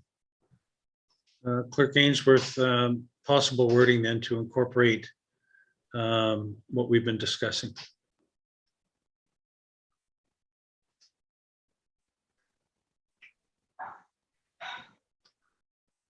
Yes, please. Just one moment. Maybe CAO Schmidt has CEO Schmidt? comments. Thank you, Mr. Mayor. Just while Clerk Ainsworth is looking at that. So this I don't believe would be a capital item anyways. This is not capital by any means. So again, I think if we went on the premise that there are dollars in the tax rate stabilization reserve that could be utilized, and maybe there's an upset limit that council wants to decide on. The challenge is, as you're talking, is until staff have an opportunity to go out and actually investigate the different properties that could be impacted. There's actually a process that has to be undertaken, from what I understand, is to go out and actually survey the different properties to determine what is the status of nests, if you will, in those areas. In some of our parks, it may be minimal. In other parks, it could be substantial. So without actually going out and doing that work, it is somewhat difficult to come to an actual figure that we're comfortable with. So, if there's an upset limit of 50,000 to be drawn from the tax rate stabilization reserve, and that number can be set aside for now as a provisional item, and then or 25,000. I'm just throwing a number out there because I don't know. And then once the report comes forward, and if we have some more updated information at the time, we're happy to provide that update when that comes forward for council's consideration. Deputy Mayor? Thank you, and not fully understanding what would be involved in it, but I think a number in between those that CEO Schmidt threw out, if we were to put $30,000 aside, earmarked in our operating, but with the understanding that the council would support this moving forward, and if we have to increase it, we do, and if we don't need to spend that much, that's great as well. Through you, Mayor Allen, to Councillor Hannah, it is your motion if 30,000 if you want to go higher or lower, but I think we're just waiting on a number to move this forward. Thank you, Mayor, if I may. Councillor Hannah? Thank you to the deputy. I'm happy to do that, but I would think that we need to be prepared. So I'd rather see a figure like $100,000 set aside. If we don't use it, we don't use it. At least we wouldn't be in a position where we say we couldn't complete the job. So what degree, so Director Radigan, as we're talking here, would that still is an undertaking as opposed to an entry on the budget, right? Thank you, Mayor Allen. Through you to members of council. It would not have an impact to the actual tax levy. So it could easily be incorporated into the operating budget with an offset from the tax rate stabilization reserve. We would just require an amount. Councillor Cabral? Thank you, Mayor Allen. And from what I've been hearing, I don't think we need an amount. From what I'm hearing, we could revisit this after staff had an opportunity to generate a report about what parks would need doing. And then at that time, it could be tabled. We'd receive the report and decide how much money we want to put into it. My understanding is that it can come from one of the stabilization tax funds. So I don't think we need to put an amount on it or include it in the budget. I think we just have to make a motion that we do what Councillor Hannah is asking for and Councillor Moore, and just put it forward till we get that report from staff, because I can't support $100,000. Yeah.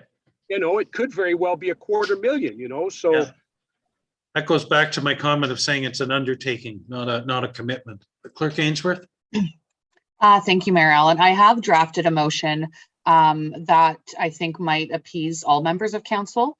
That funding be considered through the tax rate stabilization fund to determine potential mitigation measures to control LDD moths by spraying township parks and forest lands in residential areas, and that the costing implications be included in the future report for council consideration. And further, that staff be directed to seek quotes/tenders from vendors in order to obtain bulk or group pricing for LDD moth treatments for use by township residents. Councillor Hannah, Councillor Moore? Works for me, thank you. Did you have a comment, Deputy Mayor Coughlin?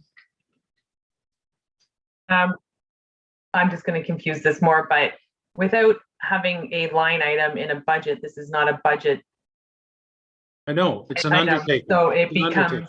becomes more of a notice of motion at a regular meeting of council. So if the intent is to have, with all due respect, if the intent is to have money set aside in this budget, we can't put question marks in a line item. So it needs to be a numbered amount, or this is removed from this discussion today and it's brought forward at a regular meeting of council as a notice of motion, because if it's not going to be a budget line item, it does not need to be part of the budget deliberation. So either we put a amount in there, but I have yet to receive a budget with question marks or a $0 figure in it.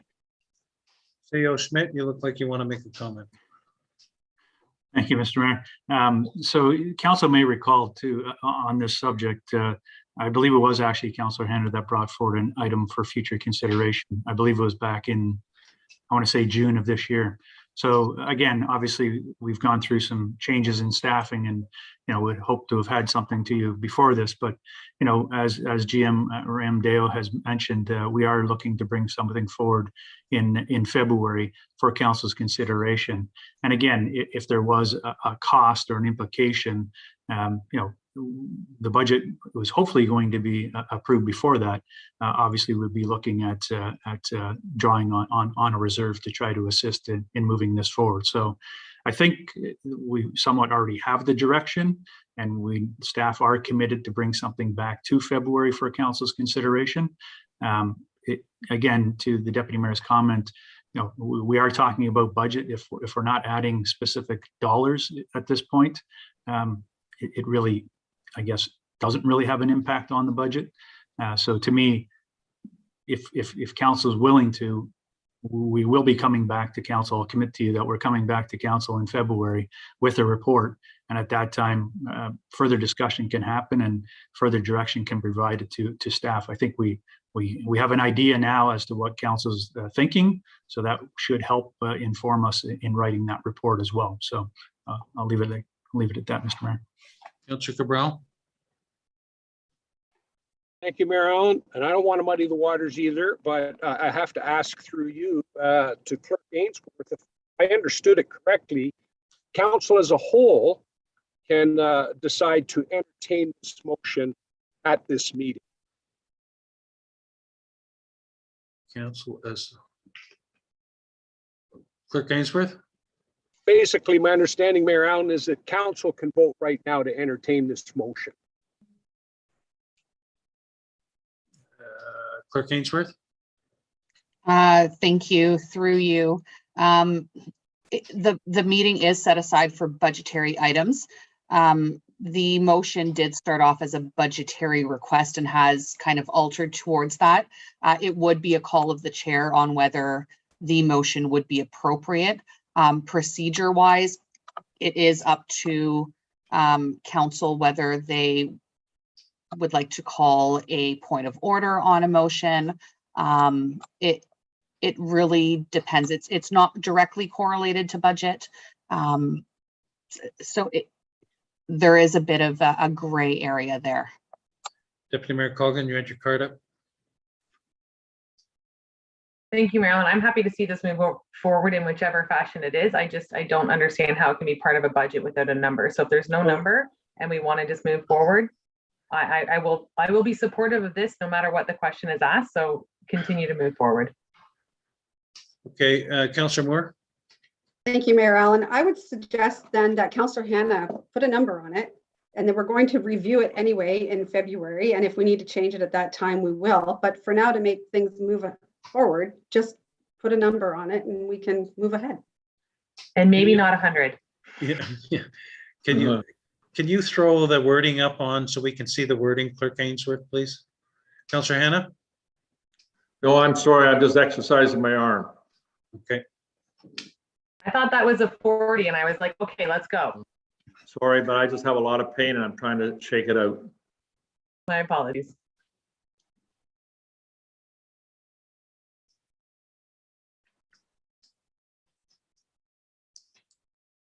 A little small. You're going to have to read it or expand it, please. Not sure if I can expand it. Let me see.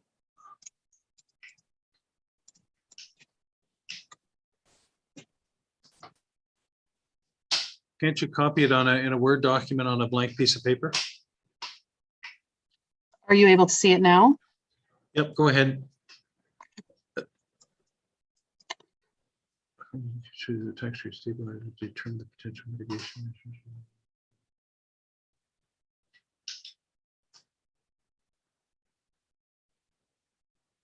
Is that the, that's the full and for the, yeah. Okay, well, that addresses it. And sure, it's not a budget commitment item now. It started with a budget suggestion and has transitioned into this, but I'd certainly be willing to have council entertain this motion now in that form. Councillor Hannah, are you okay with that? Yes, sir. I think we should vote on it and get it done. Councillor Moore?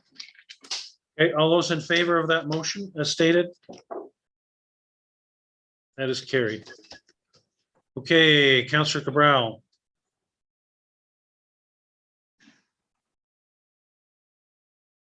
Thank you, Mayor Allen. It's not a big motion. It's just one I wanted to put in there. I'm wondering if through you, maybe it might be possible for Clerk Ainsworth to read it. And the only reason, I didn't have it quite ready here. I do now, if you'd like me to read it myself, Clerk Ainsworth. Go ahead. That prior to the purchasing of a vehicle, staff, this is regarding the van for the library budget line, that prior to the purchasing of a vehicle, staff provide a report outlining the following: assessment of a lease versus a purchase, outlining the cost implications, assess and indicate the amount of mileage costs that could be used to offset the purchase, including an assessment of mileage costs over the past 5 years and what is projected for 2022 should a vehicle not be obtained. Okay, do we have a seconder for that? Councillor Ritchie. A discussion? Deputy Mayor Coughlin. Thank you, Mayor Allen, and through you to Councillor Cabral. Is this specific to the library van, or is this a procedural? It's only for this just item? Specific to the library van, and basically mileage has been used in the past. And if they do get a van, I'm just would like to see that mileage that has been paid in the past go towards the van, because it won't be used for the employees to travel anymore. So that's the intent of this, is to just see some of that come back towards the van itself. Clerk Gaines, I'll follow on, Deputy Mayor. Thank you. So this is suggesting that the provisional item remain in the budget. However, this becomes a second step, we'll say, and before it's approved by council. Thank you. Clerk Ainsworth, how does that relate to what we did last night with respect to this item? Thank you, Mayor Allen. Yesterday's session was approving or moving forward the capital program in its entirety. The instructions to council this evening were that they could table motions to amend, add, or delete from the budget. So this motion would be appropriate, written in this way. Okay, so it's keeping the item in the budget, but getting further clarification. Further clarification, your Mayor Allen, on implications financially for the cost of a vehicle leasing versus purchasing, and in addition to that, a review of the mileage that has been paid in the past, averaging over the last 5 years, so that component could be assessed and also be used towards the van going forward. Okay. Rather than, I think you follow where I'm going now. Yes, I do. Thank you. Councillor Maude Chapman. Alan, just a quick question. Where does the mileage money come from? Does out of the library funding or the township funding? Director Radigan. Thank you, Mayor Allen. Through you to Councillor Maude Chapman. Mileage is paid to library staff through the library budget. Okay, CEO Delgado, do you have anything to add to this discussion at this point? Thank you, Mr. Mayor, and through you to members of council. Thank you for continuing to move forward with the library van. It is something that we would need and would greatly enhance library service. I am not opposed to either a lease or purchase, whichever ends up being cheaper, of course, is what we would prefer to do. So I think that is also Councillor Cabral's point as well, trying to find the cheapest way we could get this van. I do have a concern with mileage costs over the past 5 years because we've only been paying out mileage for this van for this year. For our courier, prior to COVID, we had township staff do it, so we did not come out of the library budget at that time. And I can get some mileage for you, but mileage at that point was solely for some outreach events and some training events, so it wouldn't have the courier cost in it. And then last year, I was the one primarily doing the courier. I had to visit the libraries at the time anyway, so therefore I did not feel it was appropriate to give myself mileage for something that was part of my job at that time. So it's been 2021 for the most part that we have been paying mileage for the courier van. So Okay. also the mileage costs currently, we have $500 budgeted for 2022 to pay for mileage. And then that would also, sorry, losing my train of thought here. The mileage what we paid in mileage is expected to offset any maintenance costs. So it's not actually to pay for the purchase of the vehicle, it's more to offset any maintenance costs, and they would be projected to come in at less than we're paying for mileage right now. Okay, thank you. All of that will be codified in a report. Okay, so we have that moved and seconded. All those in favor? That is carried. Now, apparently, Councillor Moore has lost connection. Clerk Ainsworth? Yes, thank you, Mayor Ellen. She's just notified me that it's really windy. So her internet connection has gone down and she's unable to reconnect. I had helped her draft a motion and she has asked if I could read it to see if any members of council would be able to move it forward for her. What yes do you have, Deputy Mayor Coughlin? Thank you, Mayor Allen. I was speaking with Councillor Moore earlier today, and I do understand this would be the motion pertaining to solar lights. And I'm happy to move that forward through Councillor Moore so that the discussion can happen this evening. Okay. And can somebody read, can you read it, Clerk Ainsworth, please? Yes. Sorry, my apologies. Is there an opportunity for Councillor Moore to join via phone? Or do we need to have her face with us in order for her to participate? Clerk Ainsworth? No, connection by phone is completely acceptable. Would it then be amenable to council to take a 2 to 3 minute break just to see if there's an opportunity for Councillor Moore to join us, as maybe via telephone might be possible? Great. Clerk Ainsworth, can you communicate with her as such? So we'll come back in 5 minutes, quarter to 7. Okay.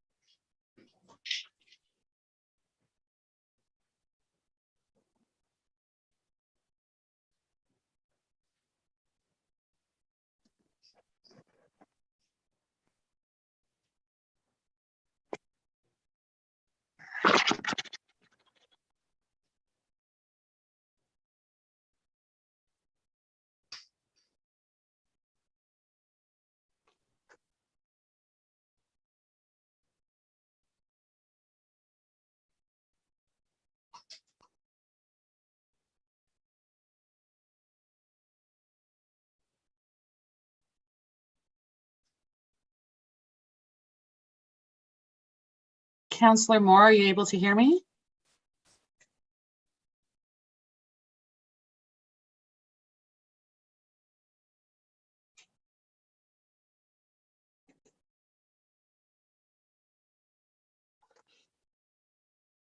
I am. Are we taking a break? We are, because I was going to try Can you to hear me? contact you about calling in. Can you hear me? Sorry. Can you hear me, Renee?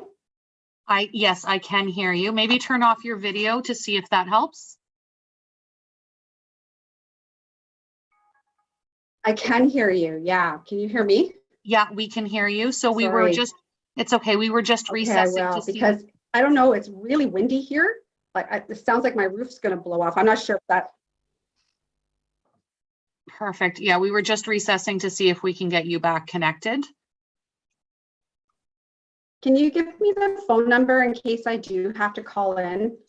Yes, I will email that to you How do right I now. reach you? Okay, thank you.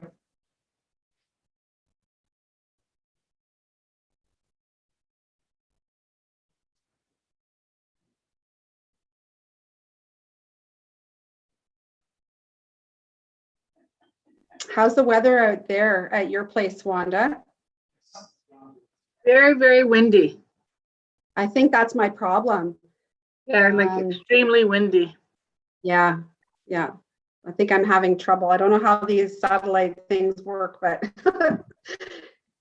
that's what I'm gonna blame. I imagine that's going to affect it. Did it affect it the other day when we had high wind? Yeah, it did. Yeah, yeah, it would. I've just sent you the call-in information. Thank you. I've got it.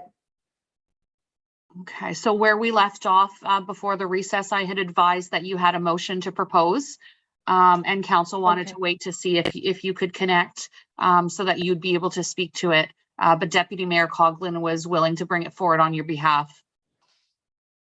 Oh, thank you. Okay, so let me just get it ready and I'll speak really quickly.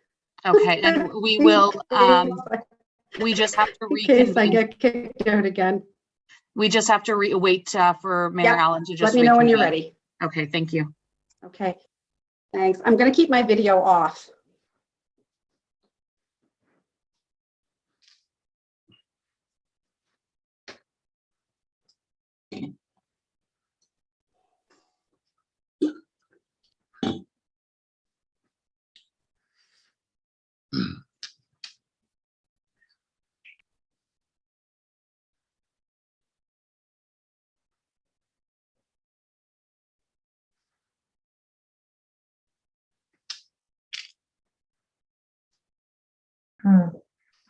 During break, Councillor Cabral, is that a picture of your house in the background? Because you keep like looking like you're in a car and then you're in your house and then you're in a car.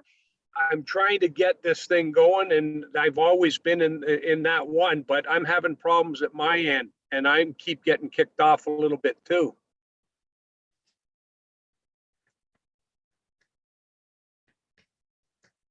Oh, you guys are gone again. Can you hear me? I can hear you. Yeah, Yeah. I can see you and hear you fine. There's no delay on your end. Oh, sorry, on our end. Just your video goes in and out. Yeah, but it's your virtual screen. Yeah.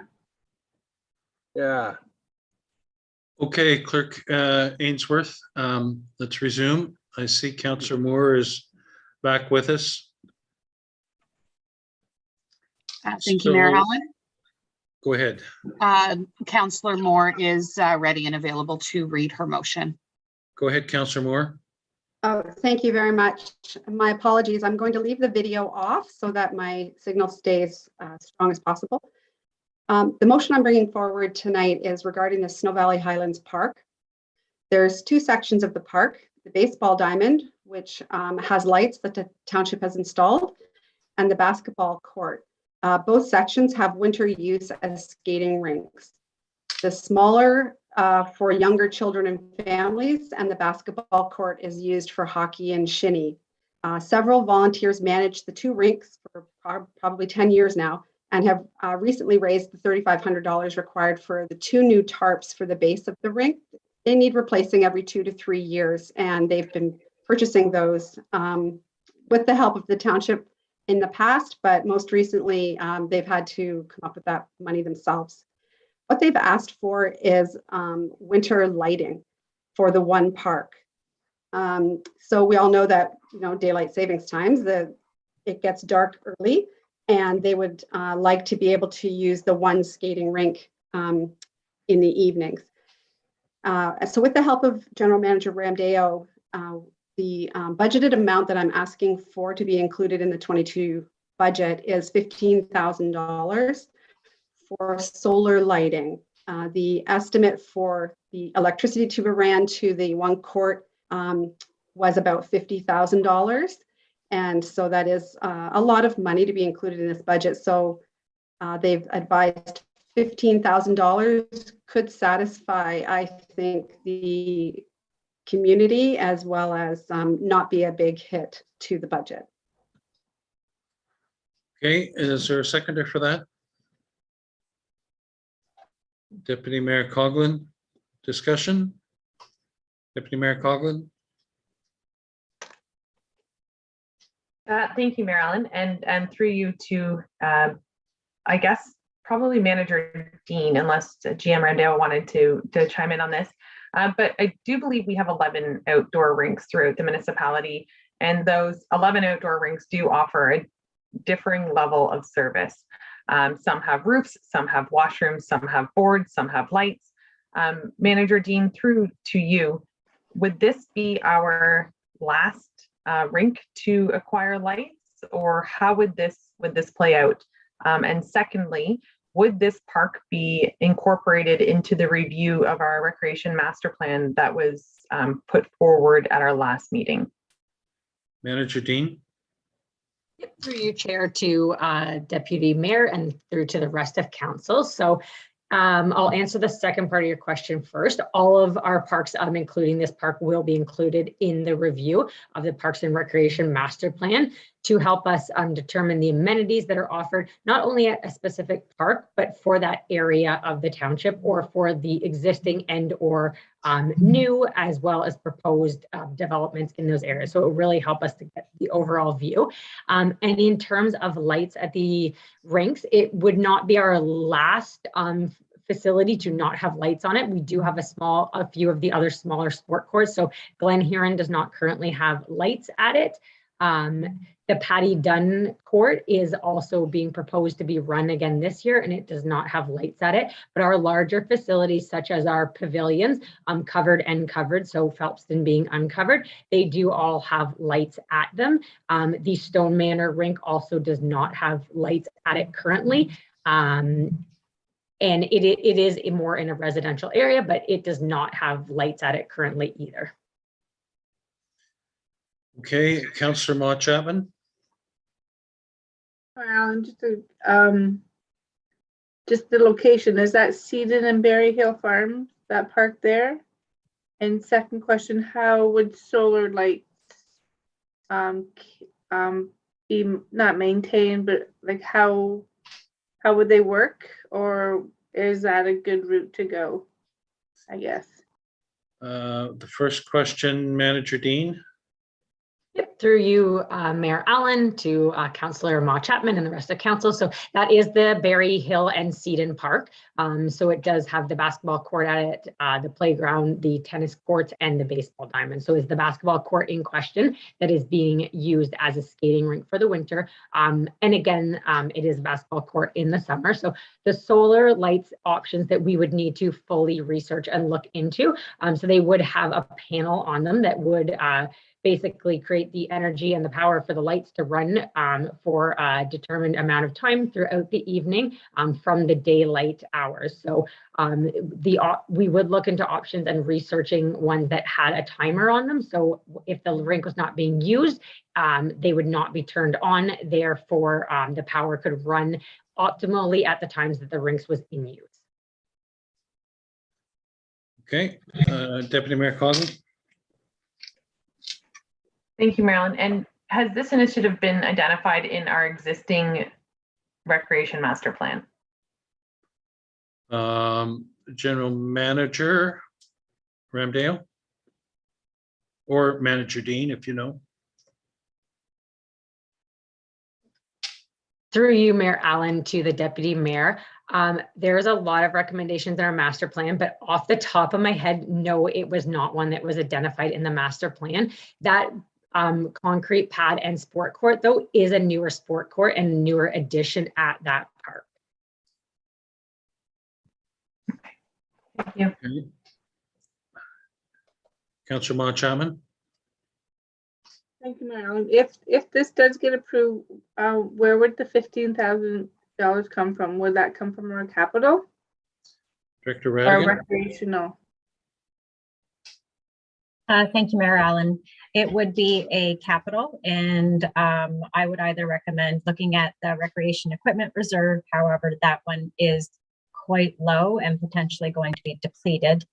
So I would recommend the tax rate stabilization reserve for this initiative. Okay, any other comments? Councillor Moore?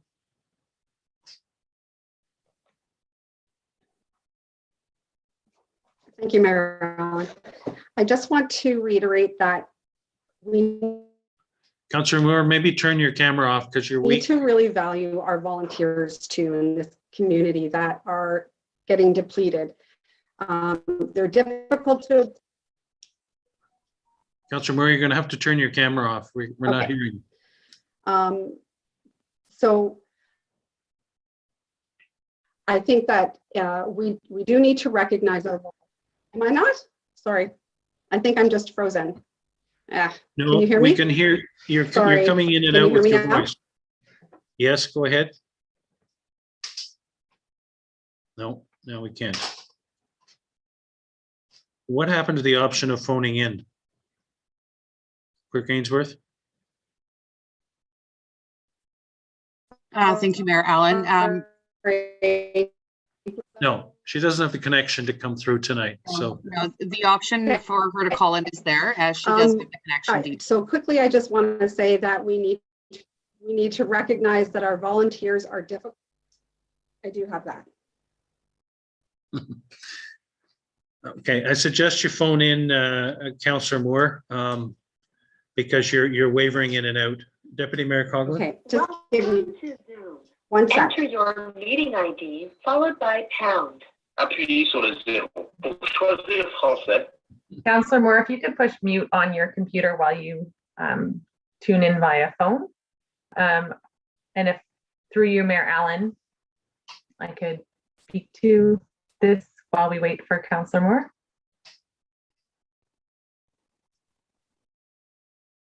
Mayor Allen? Yes, we're waiting for Oh. her to tune in by phone. Oh, I was asking if I could fill the dead air until she does. Only if you have a good joke. It's not a good joke. It's just a comment that I would like to make pertaining to this. Okay, we'll take that Thank as you. a second. I guess my concern with this as a new item to the budget is that we do see these requests from our communities, and while we all are intimately connected to our communities, I think that the volunteerism, I don't know another municipality in Simcoe County that is able to run not only ice rinks, but large festivals.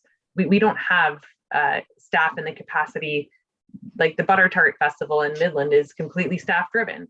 We don't have that. We have the most amazing volunteers in Springwater, and we want to show them that we support them, and we want to do that by putting lights up and putting tarps and putting in bleachers and putting on roofs and putting up boards. But without a master plan, and as we've identified through replacing boards at the cost of $80,000 at these outdoor rinks, and with 11 outdoor rinks, the more amenities we put in, we need to make sure that we are driving them to the right places at the right time. And I think that was the initiative why this council supported our master plan. I would like to make sure, oh, I see that Councillor Moore is online now. So I would like to see that this become part of our either driven to a recreation advisory committee or put forward as part of our rec master plan.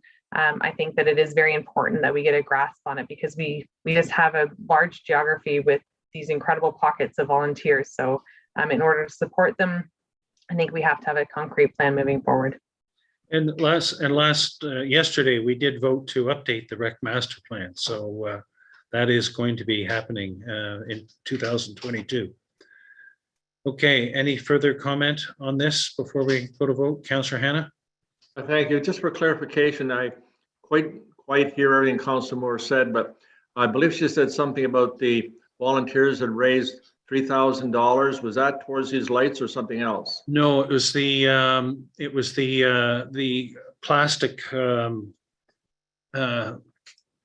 ice tarps. Yes, tarps for the helping to freeze the ice.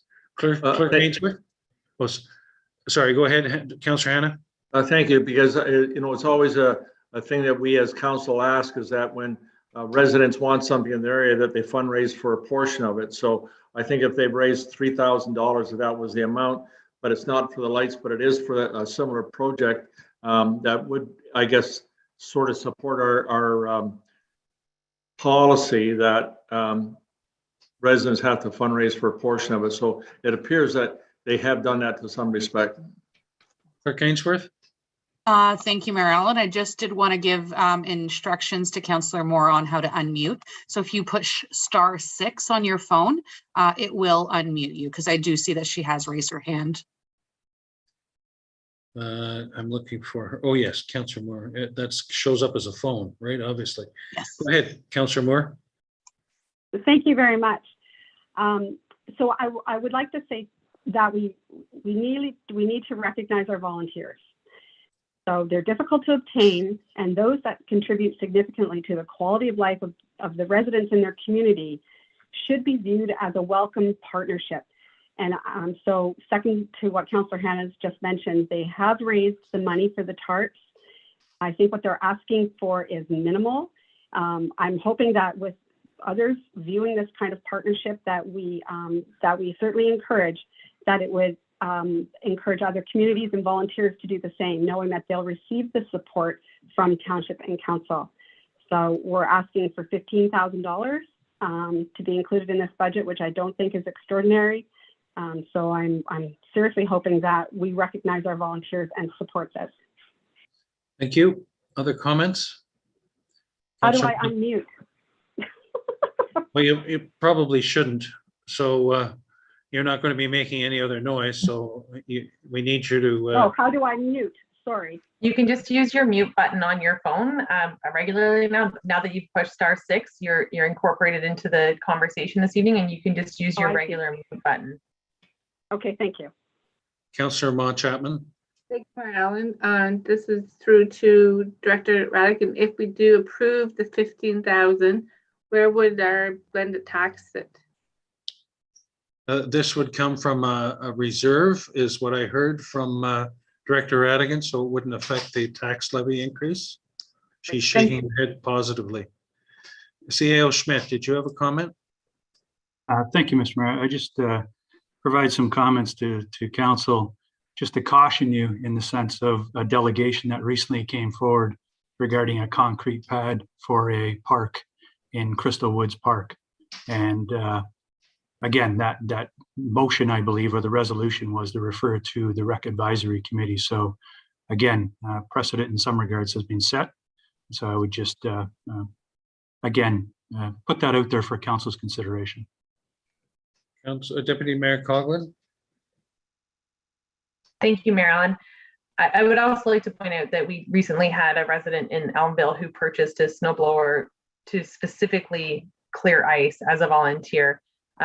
We've had the community of Phelpston raising money to put a roof on their ice rink. We have requests from residents all the time, and we are just very fortunate in Springwater to have this many people dedicated to creating this community atmosphere. The unfortunate part of it is we don't have a master plan that outlines this because we have so much of it. I agree also with Councillor Hannah. We have had community initiatives come forward, and there has been a cost sharing, much like in Minising and other communities. So I think that to outright pay for this initiative without having a delegation or without having a cost sharing agreement put in place, I would love to do this for everybody, but we really can't just do the one-offs. I think that we need to rely on our recreation master plan to ensure that as we move forward with the Hasty Track and the amenities that that's going to provide to residents in that area, that we are still maintaining our relationship with our volunteers to encourage them. Like Councillor Morris said, we are very, very fortunate to have that. And without our volunteers, the Township of Tiny pays staff to operate their outdoor ice rink. So there is a cost sharing agreement in that essence. So to me, we need to take a greater look at it. And at this time, I would like to see a delegation, whether it's from the community to RAC, and have this form part of our recreation master plan, because it sounds like a great initiative. But so does a roof over Phelpston, and so does many other initiatives. So I would like to just see this deferred at this time to our recreation master plan. Councillor Ma Chapman. Thank you, Mayor Allen, and Deputy Mayor said exactly what I was going to say. I was going to bring something up towards Minising, but I decided I would let the facility assessment take place first, plus the recreation. So I agree with this. I do support it, but maybe not through budget time. I do think that the recreation facilities do need to be looked at, and the volunteers, without them, we wouldn't be Springwater. So at this time, I think I would have to not support it and go through RAC and the facility assessment first. Okay. All right. Good discussion. So we know what the motion is, so we will proceed. Clerk Ainsworth. Thank you, Mayor Allen. I believe Deputy Mayor Coughlin has submitted a motion to defer. And thank you, Clerk Ainsworth. And I don't know if it's refer or just defer, but rather than, I don't want to see this be defeated this evening. I would like to see it be referred as part of our recreation master plan. So that's a friendly amendment or an amendment? A deferral. Clerk Ainsworth? Thank you. Yes, it would be a deferral that would need to be seconded. And I do have wording that the motion now before council be deferred to be considered through the recreation master plan update. So if council votes yes for this, this would move forward as a deferral. Council wishes to see the project get approved this evening, they would vote against the deferral, and then the main motion would be back on the floor for consideration. Councillor Ma Chapman, you're seconding this? Yes, she is. Okay, all those in favor of the amendment? 1, 2, 3, 4, 5. That is carried. Clerk Ainsworth? Mayor Allen, if I might just suggest requesting Councillor Moore's vote verbally. Yes, please. Opposed. Okay, thank you. And do we go back to the main motion then, Clerk Ainsworth? No, you're shaking your head? No, okay. All right, so that brings us back to the motion that for an amendment to approve the budget this evening that was made and seconded.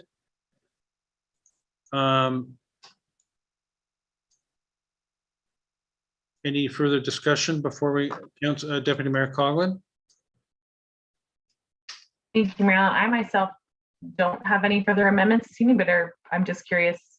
I wasn't privy to any other motions that were going to be brought forward. So before we push to a vote, is there any other, through you to Clerks Ainsworth, any other discussions that need to ensue this evening? Councillor Hannah? Thank you. I have no motions to put forward, but I guess I'm kind of naive, but I believe that we would be discussing a lot of the other items that were on the budget on the 19th, that before they were finalized, like the number of new hires. I know they were all put over for further discussion, but I don't recall any discussion as to whether we're going to approve them all or not. That was put over to a discussion that was originally to happen tonight. Then it was revised to the 19th of January. And now we're taking a look at an amendment that would bring it back to this date tonight for the budget approval. So if you have a specific motion or comment, Councillor Hannah, feel free to present it. Well, thank you. I would like to go through all the hires and see if we're all in agreement that we need to hire these people.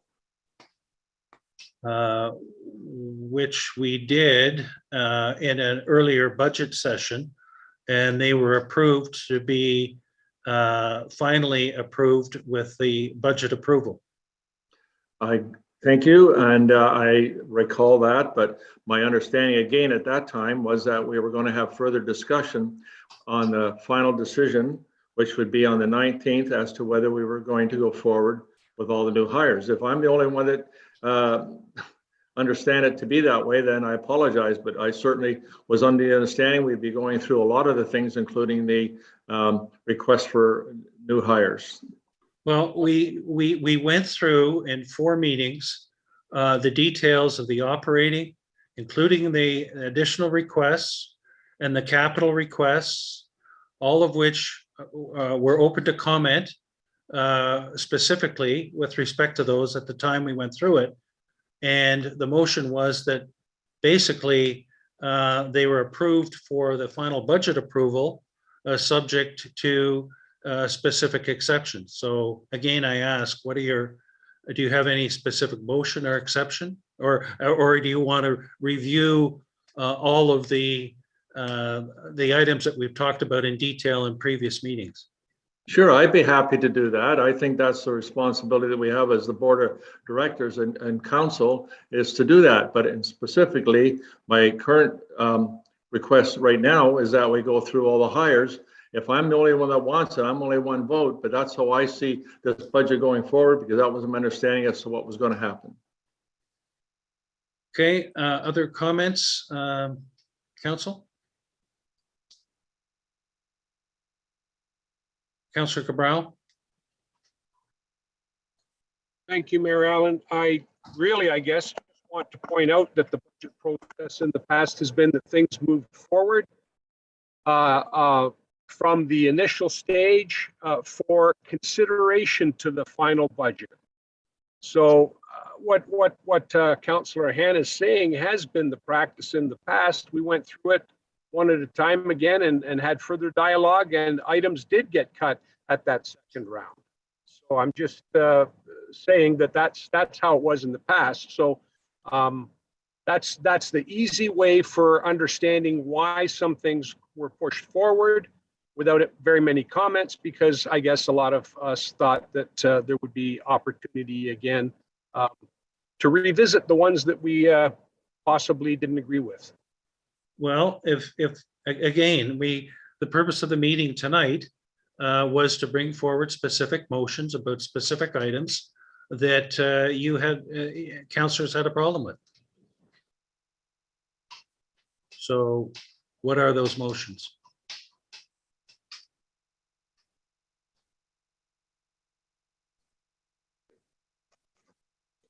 Deputy Mayor Coughlin. Thank you, Marilyn.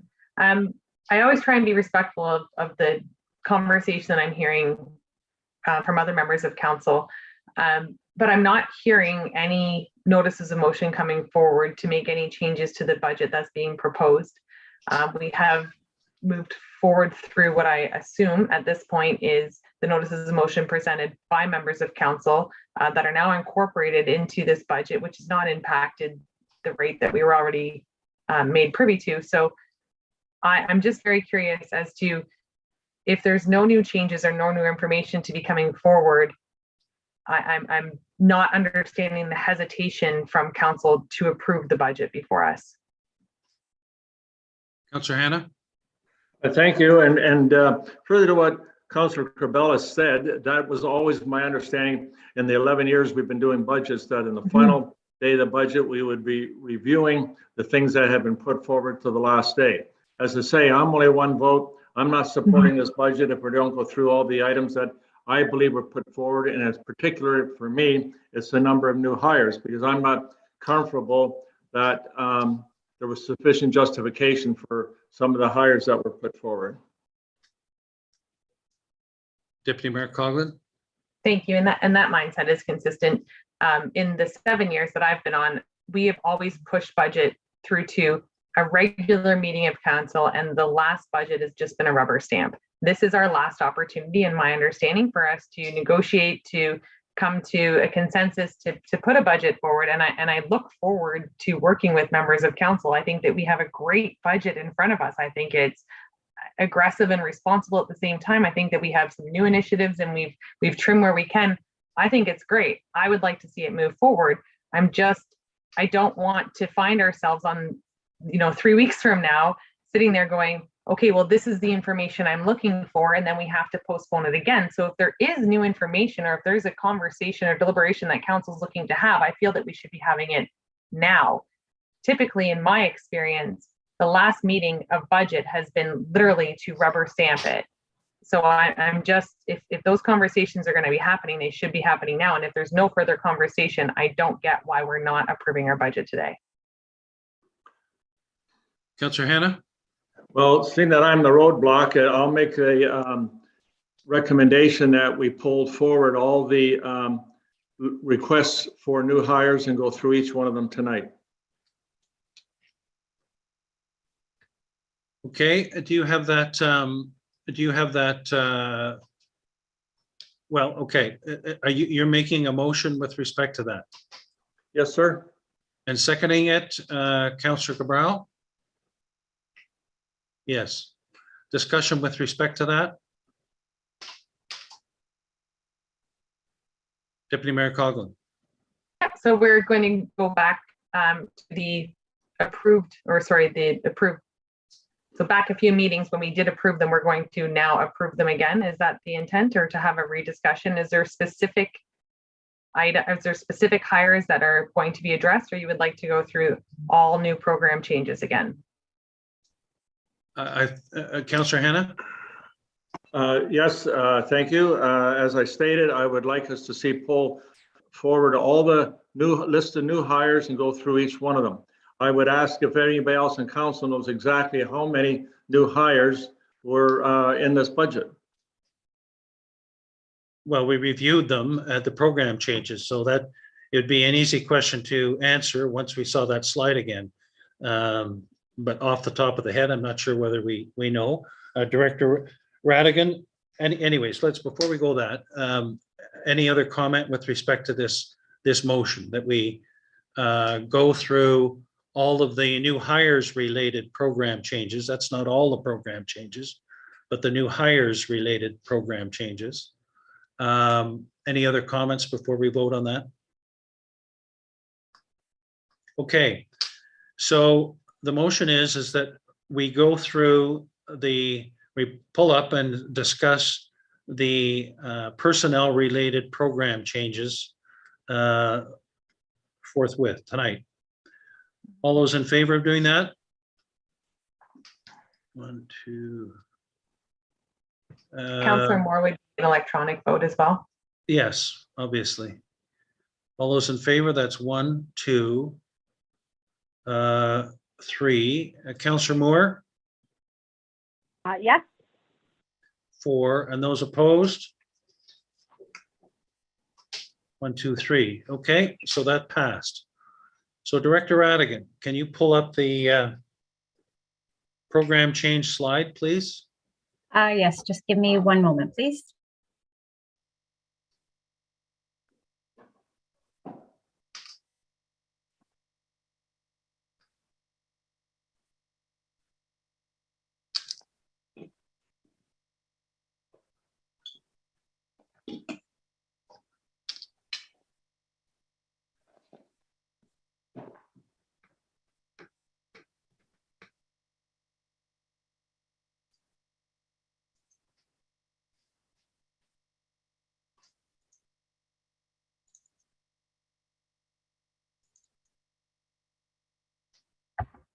Okay. Okay, Mayor Allen, I'm just going to share my screen.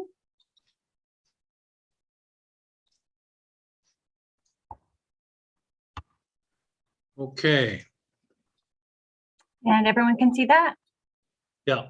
So can you go to the slide of the program changes, please? Yep. In total, Mayor Allen, there were 7 staffing requests. Sorry. Okay, I'll let you zero in on them, and then we can go to the particular department heads to well, we'll go to the department heads and have discussion about each one. Okay, thank you, Mary Ellen. I will start with program change 1, the junior plans examiner slash intern inspector. The gross expense is $80,264. That is 100% offset through building fees, and there is no net tax impact to that position. Okay. Any further question or comments by council on this particular one? Deputy Mayor Coughlin?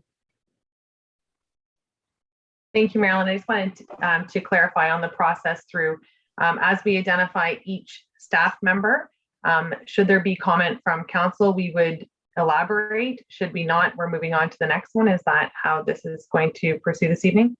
Clerk, Councillor Hannah, we want to get through this as efficiently as possible.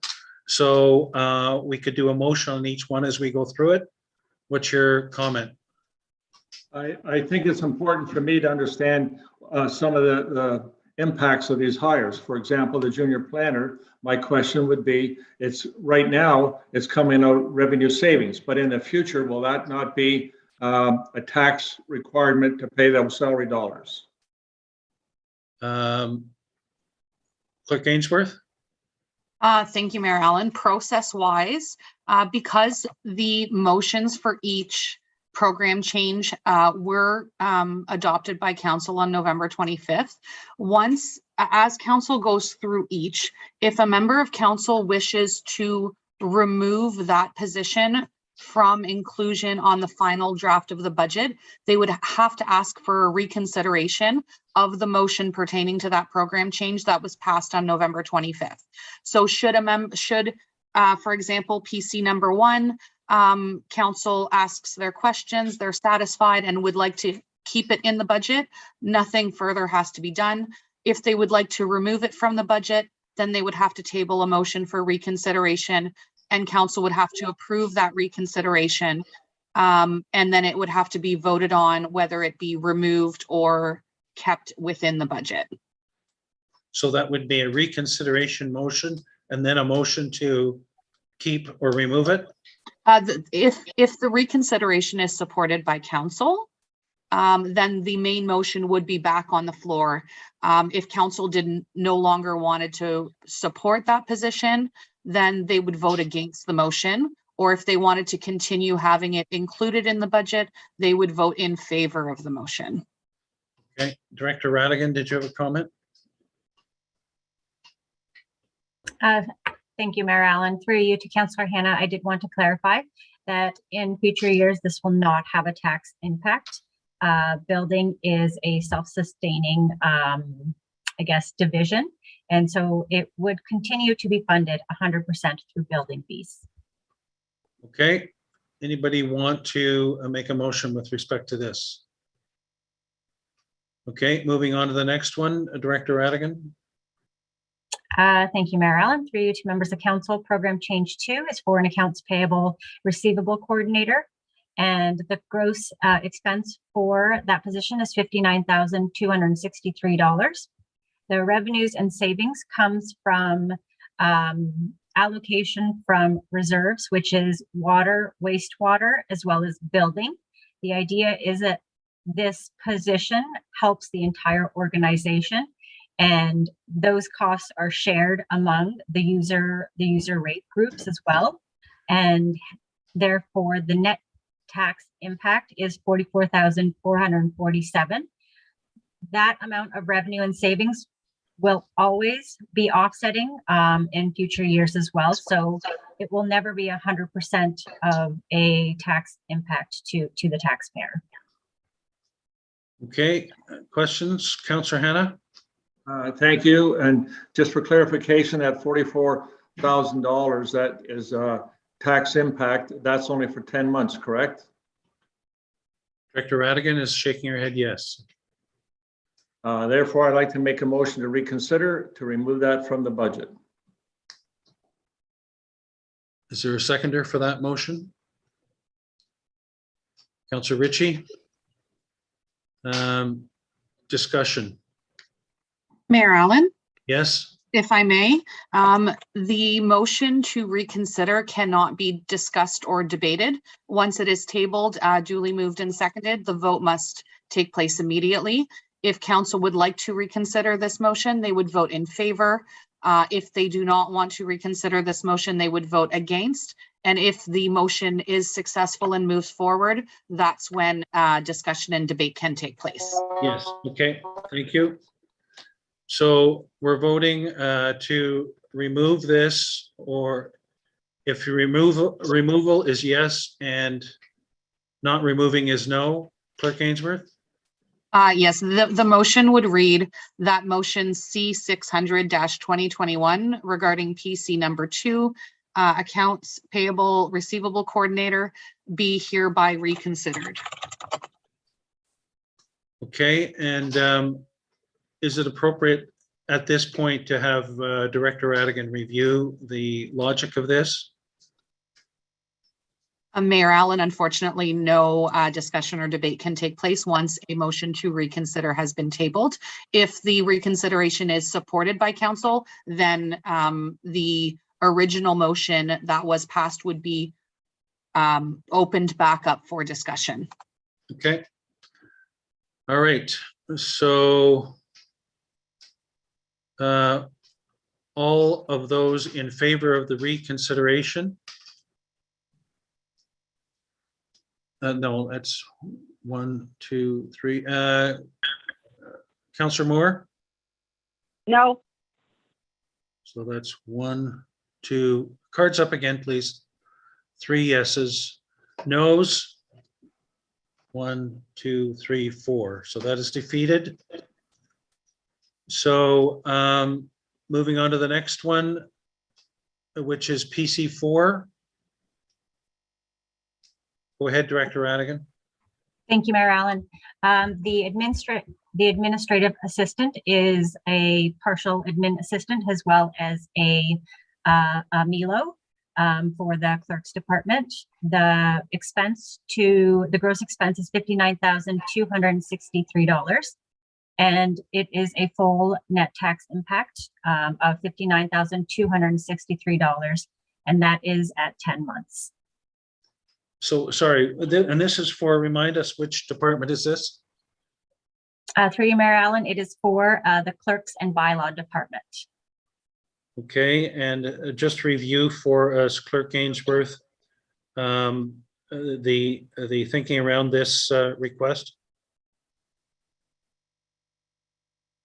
Thank you, Mayor Allen.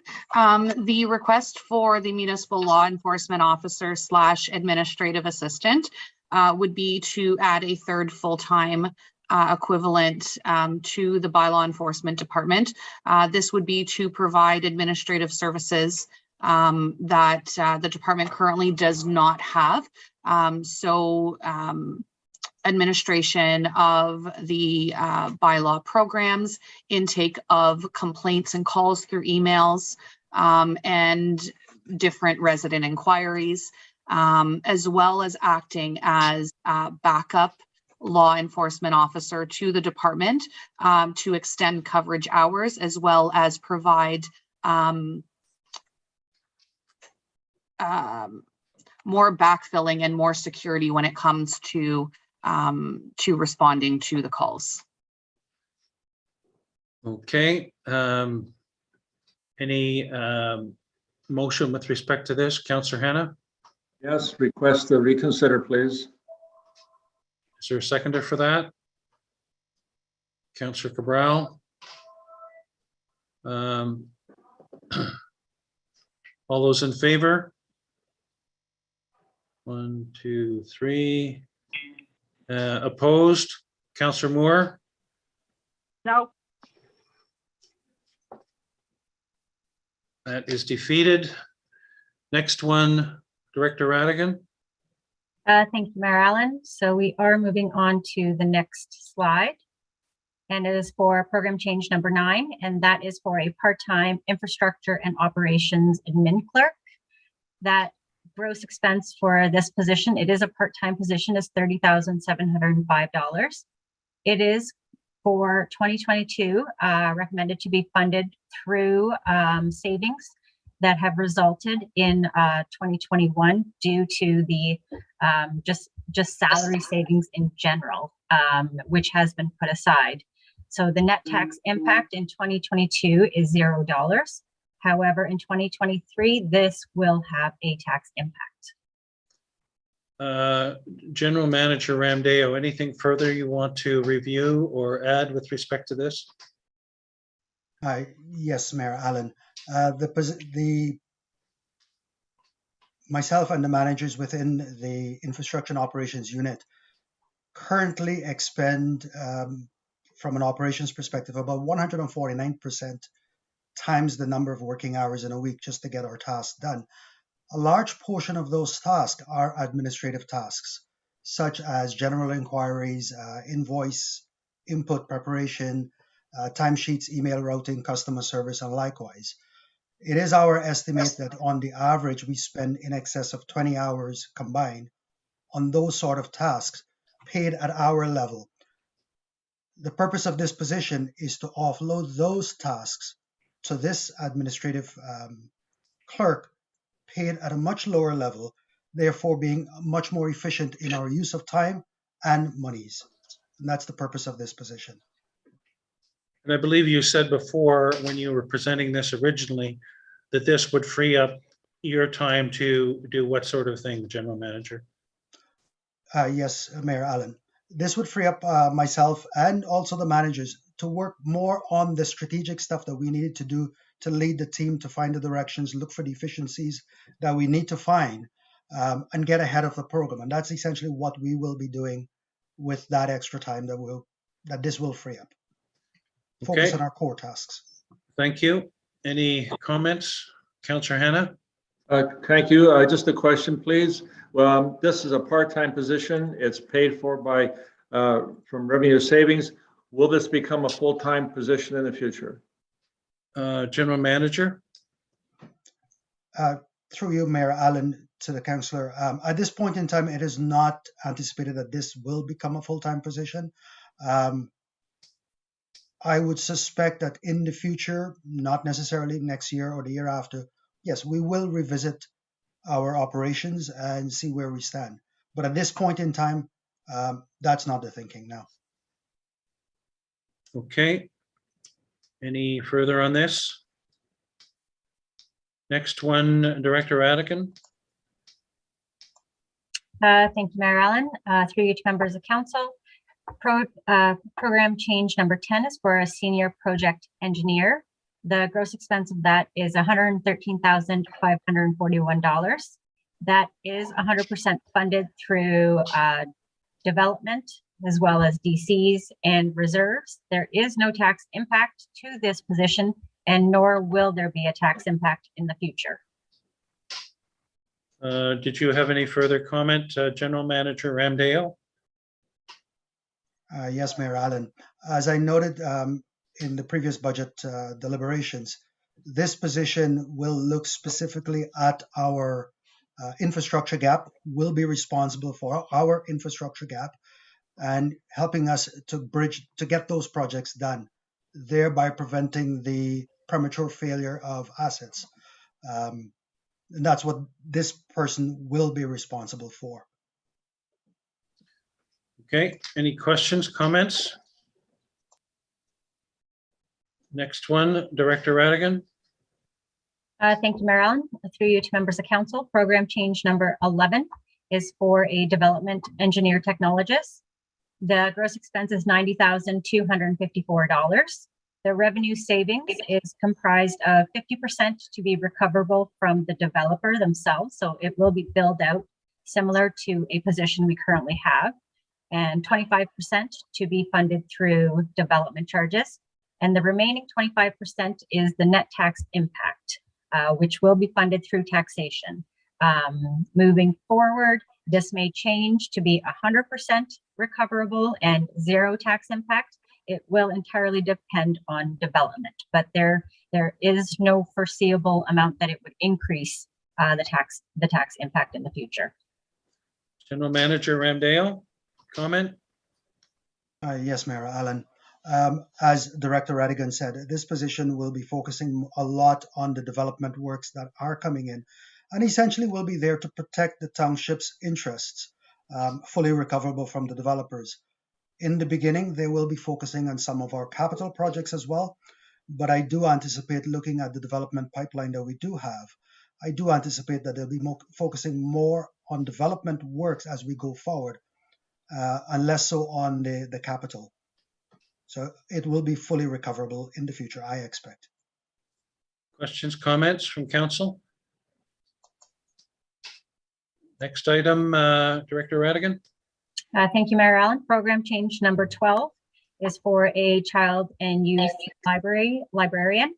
The gross expense is $65,194, and that is 100% funded through taxation, and that will be continuing. CEO Delgado, any further comment? Thank you, Mayor Allen, and through you to members of council. The lack of the children and youth librarian has severely constrained the services we've been able to offer our residents in the past, and this is a defined position. It would be a person who would be working throughout all branches with all residents, so not just children and teenagers, but also their parents, caregivers, grandparents, etc. This would be a position that would be off of our circulation desk, and as I had previously mentioned, we only have one defined position that is off of the circulation desk, which is a ratio pretty much unheard of in even smaller libraries. Most libraries have a few people behind the scenes doing all the work that is needed in order to move the library forward. This is the third year we have brought this position forward, and it is greatly needed in order to continue offering exemplary library service to our residents. All right, Councillor Cabral, you had a comment? Actually, Mayor Allen, yes, I was just going to ask for reconsideration. I think everyone knows my position prior to. Okay, Councillor Hannah? Thank you. My question was, is this a 12-month $65,000 or is that for 10 months? Director Radigan? Thank you, Mayor Allen. That is a 10-month. Okay, do we have a seconder for Councillor Cabral's motion? Councillor Hannah? Okay, any further discussion on this? Okay, so we're voting for reconsideration of this PC 12, Library and Child Youth. All those in favor, you wanted to speak, Deputy Mayor? My apologies, Mayor Allen. Clerk Ainsworth has been trying to interject the conversation. Well, Clerk Ainsworth, I need to see, with all your Christmas trees and stuff, I need to see a yellow card. Because your Clerk Ainsworth name hides your hand when you put it up. So please put your yellow cards up. I'm not meaning to miss out on you. I just can't see you. No, it's okay. My apologies. I did forget my card. That is fine. I just wanted to stop the discussion on the reconsideration, which was stopped. So that's okay. Thank you so much. Okay, so we're voting on the reconsideration. All those in favor of reconsidering? 1, 2, 3. Those opposed? And Councillor Moore? Nope. That is defeated. Next, Director Radigan. Thank you, Mayor Allen. Through you to members of council. Those are all the 7 staffing requests. Okay.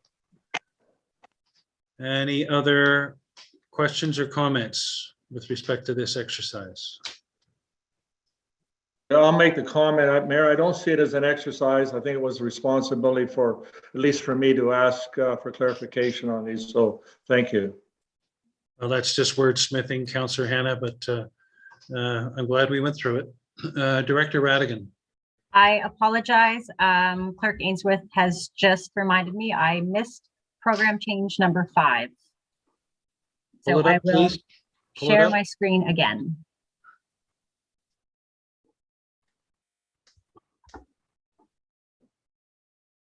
Previous slide, I believe. Yep. Go ahead then. Program change number 5 is for the facility supervisor, and that is for the infrastructure and operations department. The cost of that is $90,911. In 2022, staff is recommending it be paid for through savings of salaries and benefits that are prevalent in 2021. And in the future, that will become a net tax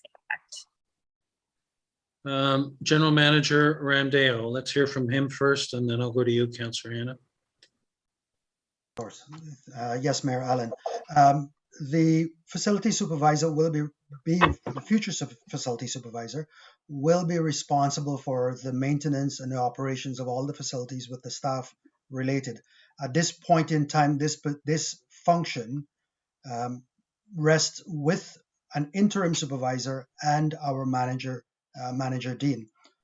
Going forward with the operation of the facilities, this position allows us again to become that much more efficient, make that much better use of our resources, and as the facility assessment does come on, allows us to move with those works in a very efficient manner. And that's the intention of this position. And General Manager, will you outline for us the overtime and resource constraints that you have within this particular area involving Manager Dean and others, and examples of the unpaid overtime that has been required by some of your staff with respect to this position fulfillment? Point of order, Mayor Allen, does that not constitute discussion when we're thinking about a reconsideration? We're basically having staff discuss it prior to deciding whether or not we're going to even have a reconsideration. As Councillor Cabral, as you saw from the others, the exercise was to have Director Radigan pull them up again, give an overview, and then go to the supervisor to have discussion. And this is part of that discussion. So it's no different from any of the others we've had before we have the reconsideration motion. So, Councillor Hannah. Thank you, Mayor. My question is this again another 10-month or 12-month? And in the future, will it still be taken from revenue savings, or will it become a tax expense? Director Radigan. Thank you, Mayor Allen. Through you to Councillor Hannah. This is a 10-month. In the future, it will be a 12-month, and it will have a net tax impact. All right. Any further comments with respect to this, Councillor Hannah? Thank you. I just wanted to request a reconsideration, please. And is there a seconder for that? Councillor Ritchie. Okay, so we're taking the vote for reconsideration of this facility supervisor position. All those in favor of reconsidering? And those opposed? Councillor Moore?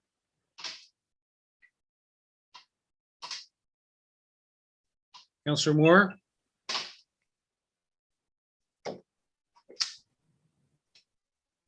Mayor Allen, I just lost all power here too, so I don't know if that affects Councillor Moore in the same area or not. Sure. Can you hear me now? Yes. Hey, there you are. Sorry. My answer is no. Do you know what we're doing now? Yes. Okay, I didn't know whether you'd heard that part of it. So we're voting on the reconsideration. Yes, for And- facilities supervisor. Yep, I'm Yes. following along in my binder. Okay, so Right. the vote is so far 3 for reconsideration and 3 against consideration, and we need to hear your vote. No. That is defeated. Director Radigan, is that it? Thank you, Mayor Allen. You are correct. That is now actually it. I apologize. Okay. Any other comments from council? Okay, we're going back to a motion with respect to approving the budget tonight. Clerk Ainsworth, can you help us with that amendment, please? Thank you, Mayor Allen. First, it does need to get put on the table with a mover and seconder. Previous to that, it was the amendment that somebody had moved and seconded, but the main motion wasn't on the table, and then council moved on. So we do need to get that mover and seconder. Okay, can I have a mover and seconder, Deputy Mayor Coughlin and Councillor Ma Chapman? And can you read what that motion would be, please, Clerk Ainsworth? Okay, the main motion would be what you would see on the agenda, to refer the approval of the budget to the January 19th meeting.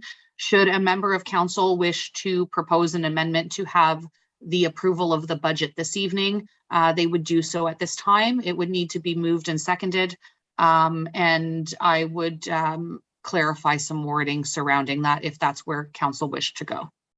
So that would come through as an amendment at this point? Correct. Deputy Mayor Coughlin, are you so amending?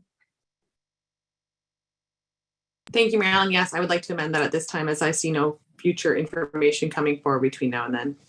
And do we have a seconder for that? Councillor Ma Chapman? All right. All those in favor of the amendment? Councillor Moore? Yes. That is passed. Recorded vote, please. Clerk Ainsworth? Thank you, Mayor Allen. It'll just Yes. take me one moment. Yes, since Councillor Moore is not visible.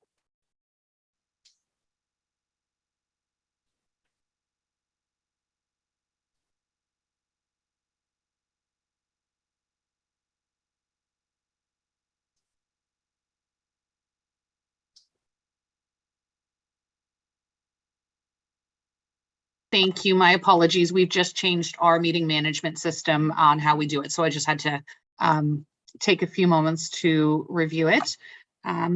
So the recorded vote was requested by Councillor Cabral, and it is on the amendment to the main motion to have the main motion amended to remove the wordings to be referred to the January 19th, 2022 meeting of council for final approval, and just have it as amended be approved. So every paragraph would remove that wording of referring to January 19th, and it would be replaced with be approved.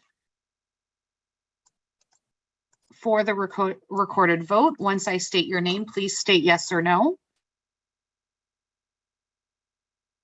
Councillor Cabral, No. Councillor Ritchie, No. Councillor Moore, Yes. Councillor Chapman, Yes. Councillor Hannah, No. Deputy Mayor Coughlin, Yes. and Mayor Allen. Yes. That motion is carried. Okay, so does that take us, Clerk Ainsworth, to the confirmatory bylaw? Mayor Allen, now council would need to vote on the main motion as amended. Okay. Recorded vote again, please. Can you read that, please, the full amended motion, please? Thank you. That the draft 2022 tax-based operating budget as amended be approved. That the draft 2022 water rate-based operating budget as presented be approved. That the 2022 wastewater rate-based operating budget as presented be approved. That the draft 2022 capital budget and 10-year capital plan as amended be approved. That a bylaw to approve the 2022 non-union management salary grid be presented for consideration at the January 19th, 2022 meeting of council for final approval. That one could not be amended as the bylaw is not listed on this evening's meeting. And that the 2022 tax rate bylaw be presented, including the county and education requisitions, as soon as the tax ratios have been approved by the County of Simcoe. So clarify that point about the item to January 19th. Yes, thank you, Mayor Allen, through you. The motion that's listed on the agenda, the fifth paragraph states that a bylaw to approve the 2022 non-union or management salary grid be presented for consideration at the January 19th, 2022 meeting of council for final approval. That could not be changed to state being approved this evening, as the bylaw has not been drafted and added to the agenda for approval. So everything else in the motion was amended to state approval this evening, but not the bylaw for approval of the salary grid, as it is not listed on the agenda for review and approval by council. Okay, thank you. Sorry, All right. Mayor Allen. Yes. Yes. Thank you. Mayor Allen, could I ask the clerk please to repeat the very last paragraph about the county? Yes, please do. That the 2022 tax rate bylaw be presented, including the county and education requisitions, as soon as the tax ratios have been approved by the County of Simcoe. So, sorry, that means that the information we had was not accurate? Director Radigan, can you clarify that? Thank you, Mayor Allen. Through you to Councillor Moore. No, that it does not mean that. What it means is the county, the county approved their budget at 2%. And we are moving forward with a blended 1.98%.